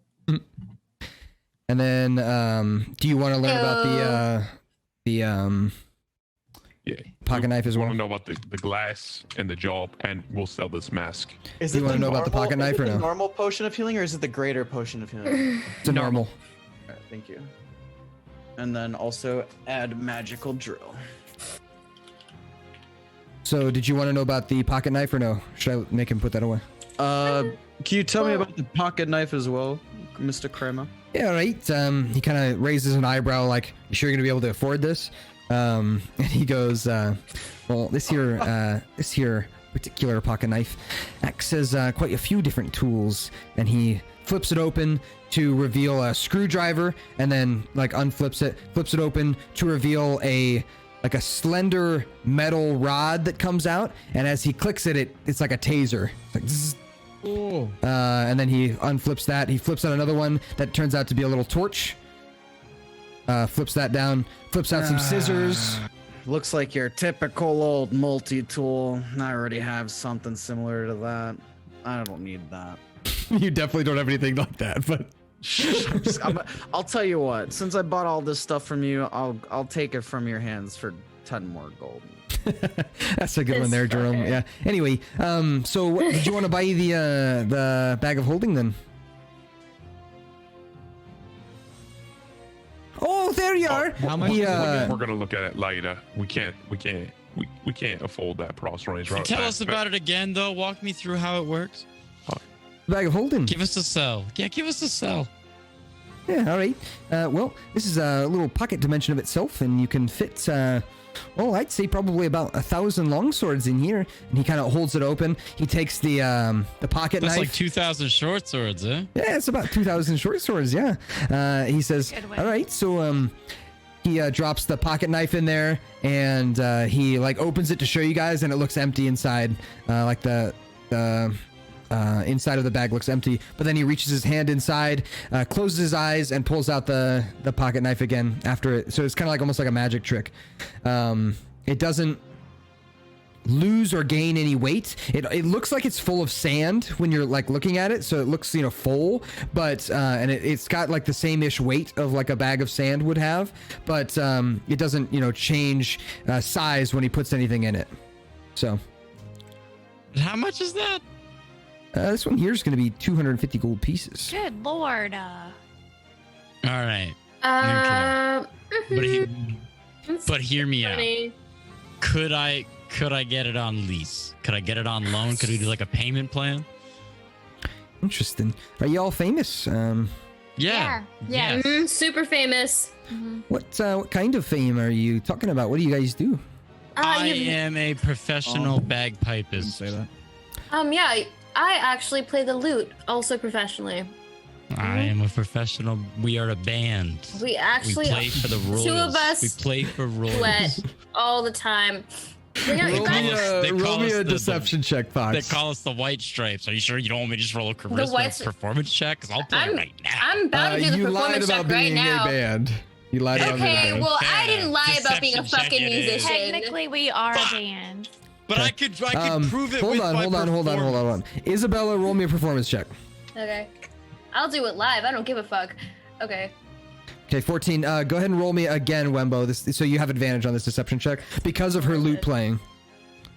The 14. Can I not play my bagpipes do my performance check? It's bad. I wouldn't. I got +6 on performance. Oh, shit. Yeah, let's do that.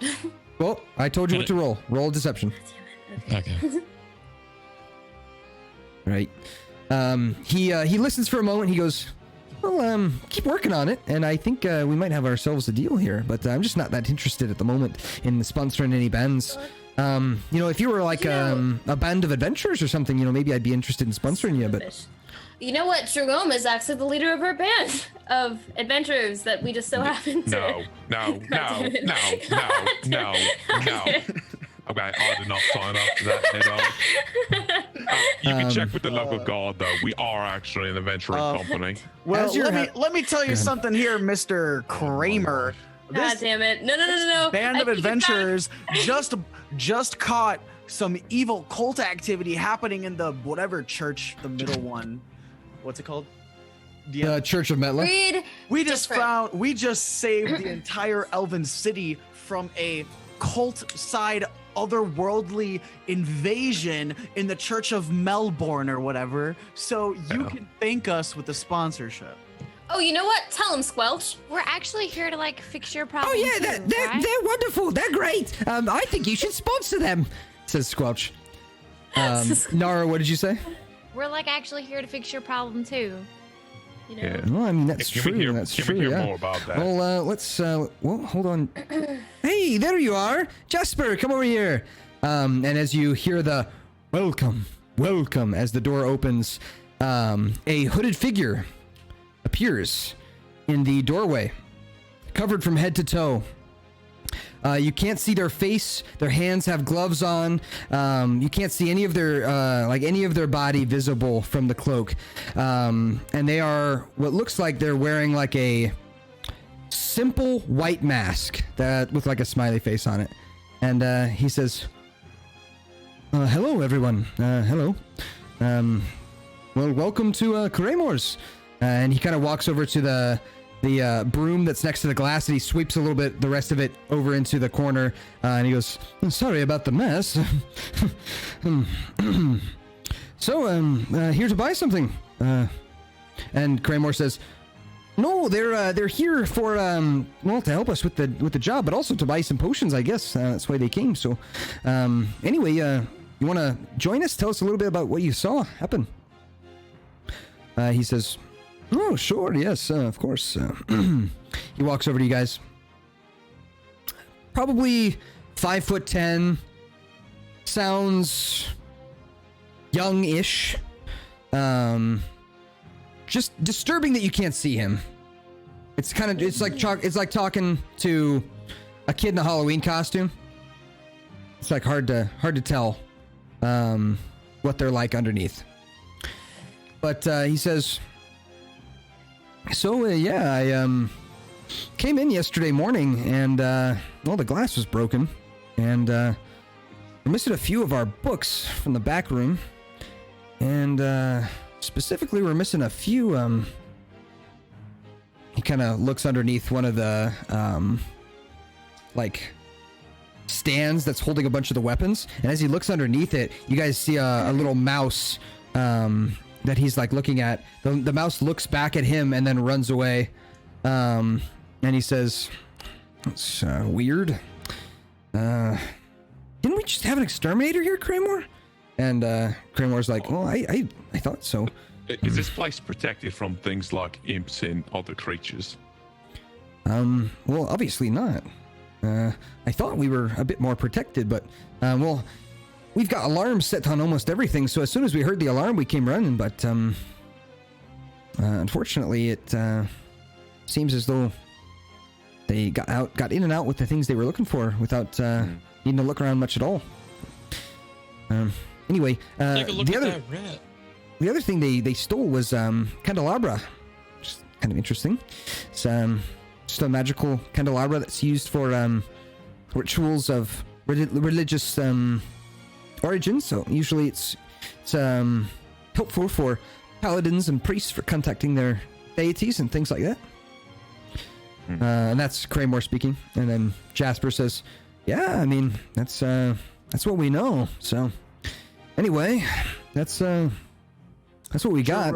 Jerome is sobered up and he's going to make some deductions on what he just heard because he's a genius detective. So he did hear about the exterminators that had come recently, and he also heard about the fact that the people came in and out knowing what they wanted to take. So Jerome, with that information, you guys think maybe by chance the exterminators who had came might have taken your stuff, considering the fact that they were in and out in a flash and they knew exactly what to take? Were you guys in the store when the exterminators were working? No, they had us clear out. Well, there you go. Make a lot of sense. You found your culprits. Yeah, where did you hire them from again? Kraymore asked to Jasper. Well, they kind of just showed up at the shop one day and asked if we wanted help with the rat problem. And I told them, exactly what we were having problems with. We just couldn't seem to get them to stay out. And, I guess it is kind of weird that they showed up out of nowhere, huh? And Graymore's like, yeah, it's a bit weird, isn't it? Well, I think maybe you're onto something. Let me see if I can still find their contact information. Of course I'm onto something. I'm a genius. Looks through his desk for some, rustles through some pieces of paper. Oh, I can't seem to find the contact information either. This is a real pain in the arse. Well, as far as I know, that must be the culprits. I mean, that makes sense. Yeah, I'll tell the guards. We're gonna find them again, truthfully. Yeah, I'll tell the guards. I guess that makes sense. They should keep an eye out for. Well, the people that came and took it, they were wearing these gas masks, real strange looking gas masks, and these goggles that had many different eyes on them, like 8 or 12 eyes. Kind of around them, and they had bright green lenses, kind of like yours. And he points to Jerome, kind of bright green lenses, and had these gas masks on. Yeah, as far as I know, I mean that's kind of everything I've got. Jerome, you're in the presence of people who are pretty familiar with magics and things like that. It's okay if you take off the robe. It's all right.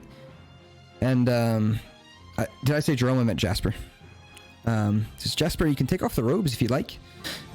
Jasper says, well, I mean, okay, if you say so. He pulls down the hood of his cloak, and as he does, a bright white figure is revealed. Face with no skin on it, just skull and bones. You see an animated skeleton standing before you. As he takes off his robes and his mask, he continues wearing a mishmash pieces of armor, plate armor underneath the robes, but he takes off the robe so that you can see his skeletal arms and legs and his bright white skull, and he says, hello, I'm Jasper. Yes, I know, necromancy. Some people hate it, some people love it. It's just kind of where I'm from, so, anyway, we're good, right? Oh, yeah, it must suck when it gets cold out. You must get chilled right to the bone. I'm gonna go clean up some more glass, he says, as he claps his bones over to the broom over in the corner of the room and continues sweeping glass. Kraymore says, well, that wasn't very funny. Oh, I thought it was quite good, actually. I think you hurt his feelings. Oh. Yeah. So, you have a shopkeeper here who seems to have a animated skeleton as a ward, as like a helper around the shop. and he seems pretty oblivious. You know, as per a wizard, you would think he would be smarter than to let people into his shop to look around and leave things unlocked, leave the windows reinforced and things like that. But it seems like he's just kind of oblivious to a lot of things and pretty kind of goofy as a person. Yeah, this being Kraymore. So that being said, you guys have a little bit of information. What would you like to do with it? You hear get out of here, and you hear like a slap from the broom, and this bright white mouse kind of scurries under one of the counters. Jasper goes over and tries to get it out from under the counter. He sticks the broom under there. What do you guys say we try to find out who these exterminators are? We can learn a little bit about... Yeah, we should 100% ignore that bright white mouse and totally just go and find some exterminators. Can I cast Detect Magic and see if the mouse is magical? Yeah, go ahead and cast Detect Magic, and as you do that, are you doing that as a ritual, or are you going to wait for 10 minutes? No, I can't do rituals yet. Oh, okay. So as you cast Detect Magic, it gives you a range of 30 feet around you of detecting any magic, and you light up like a fucking Christmas tree. Yeah, everything lights up like a Christmas tree. There's so much magic in this place, it's fucking ridiculous. In fact, it almost blinds you, the amount of magic that you sense in this area. Probably not the best place to cast Detect Magic. Fair. The mouse, though, does the mouse blind me? Can we use Arcana on the mouse? Walking over to the mouse, it scurries out of your range before you're able to get within 30 feet of it. Can anybody talk to animals in our party? Wait, I can! Holy cow! I think Nara can too. Jerome can. Yeah, hell yeah, I can.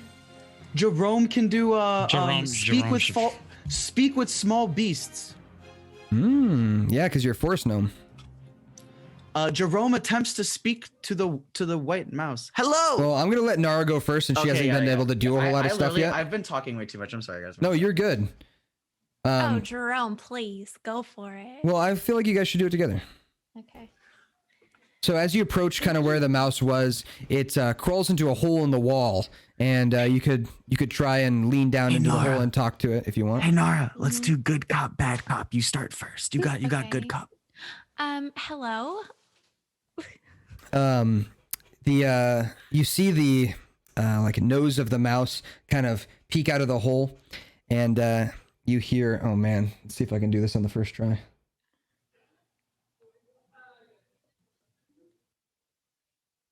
Hello? Hi. Hello, what are you doing? Just looking around.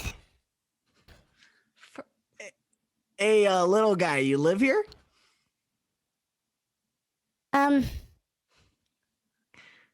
No. Interesting. Yo, I got a question. Roll an insight check. Roll an insight check. Oh. I'll let you roll an insight check on that one. Nara, you too? Yep.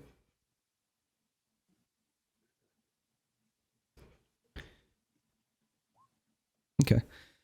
Just with your combined rolls, I would say that you understand that the mouse seems a bit strange, in that normally speak with small beasts and things like that. It's hard to ask questions like this and get real answers because animals are pretty dumb. Yeah. But with this, it seems strange. It seems like the animal is Intelligent. a little bit more intelligent than normal. Hey, little guy, you want to come out here and hang out with us? Got a little bit of food if you're a little hungry.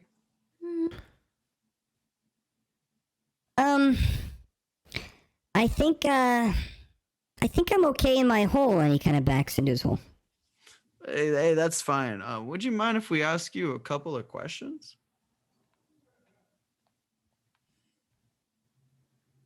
Sure. Go ahead. Did some big bad people come earlier trying to exterminate you guys a couple days ago? I think so. Do you ever remember hearing a big loud chomp noise. Oh yeah, I remember. Do you know what happened after that? And when was that? It was right when I was waking up, because I wake up at night. And do you know what happened? Do you remember anything after the big noise? Because you were awake. Well, I remember that I scurried back to my mast. And that's it? You didn't hear them say anything? You stopped getting responses. What did it say? Did it sound sketchy? Like it was withholding information? No, it kind of just seemed like he didn't know. Did you? So I know I had a voice changer on. Really not even conversating with it. Did you guys catch what his last words were? No, I didn't. Okay, he said.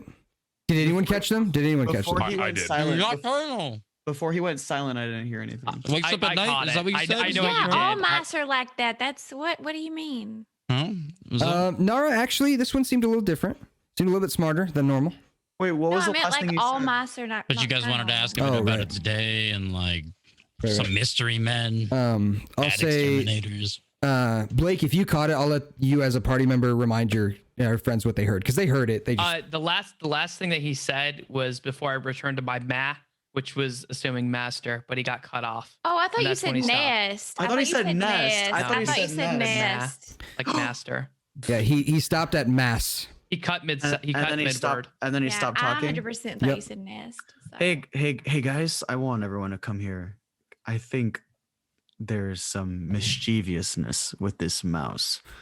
Before he stopped talking. Where's the to mouse? us- The mouse is just in the hole. He's not responding now. Is it 'cause, still there? I believe he is still there. Yes, but he said something about returning to his mass, and then he kind of cut himself off. I'm assuming he meant master. So I have a feeling that these exterminators are related to this, because if this mouse is potentially controlled, then these exterminators could tell these mice to be in here so that they can then come in here and quote unquote exterminate. Sounds like the mouse Something- could have been a just familiar. Something for you to think about. Exactly. Is it still in the hole? It is still in the hole. Do you want to try to catch it? I think you should check and see if it's still in the hole real quick. All right, I'll go check. Or can someone transform into like really small? And Oh yeah, we have some shapeshifters and a changeling. I don't think you can change size though, can you? I can. Who here in this Zim- group has the Zim, best? could you pop down and just get a closer look at this mouse? Let me see if I can do. throw anything small enough. I mean, I also do have my magical Hmm. tinkering ability that could potentially go inside the hole and see if it's still in there. I'm not sure. I think I can, but okay.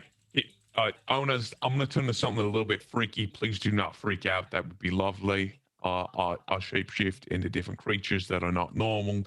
So don't freak out, please. Oh no, you're not gonna freak me out. I've seen it all. Oh, okay.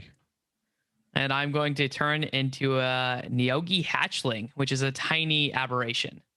Let me look up So what it should looks fit. like. Yeah, I don't even know if I have a picture. I have no idea what they look like either. Let's see if I can find one. Yeah, I see one here. Okay. I don't even know what they look like either. Oh, these are ugly. Yeah, Oh. it's like a spider with the head of a snake. Oh, so it's big enough to it's small enough to fit through the hole. Uh-huh. That's cool. Yeah, it's a spider. It's a spider with 6 legs, and it's got the head of a snake. Jerome almost steps on him by accident. Oh, I'm sorry. Oh, very nice. You go check out that hole and you tell us. If that Funnily mouse enough, is- as you transform, Kramer goes, "Oh, what the hell is that?" Like he's seen everything. And as you shrink down to that size, you crawl into the hole, and you crawl up to the hole, and you see the mouse kind of staring back at you from the darkness. And as you're looking at it, it about faces and runs. Oh, I'm chasing after it, and I'm gonna catch it. All right, that is where we're gonna pick up next time. Let's go. So, all right, so next week we will pick up with Zim chasing after the mysterious bright white albino mice. Blake, you should have changed yourself into a pickle. Would have been the funniest shit I've ever seen. Oh my god. Oh my god.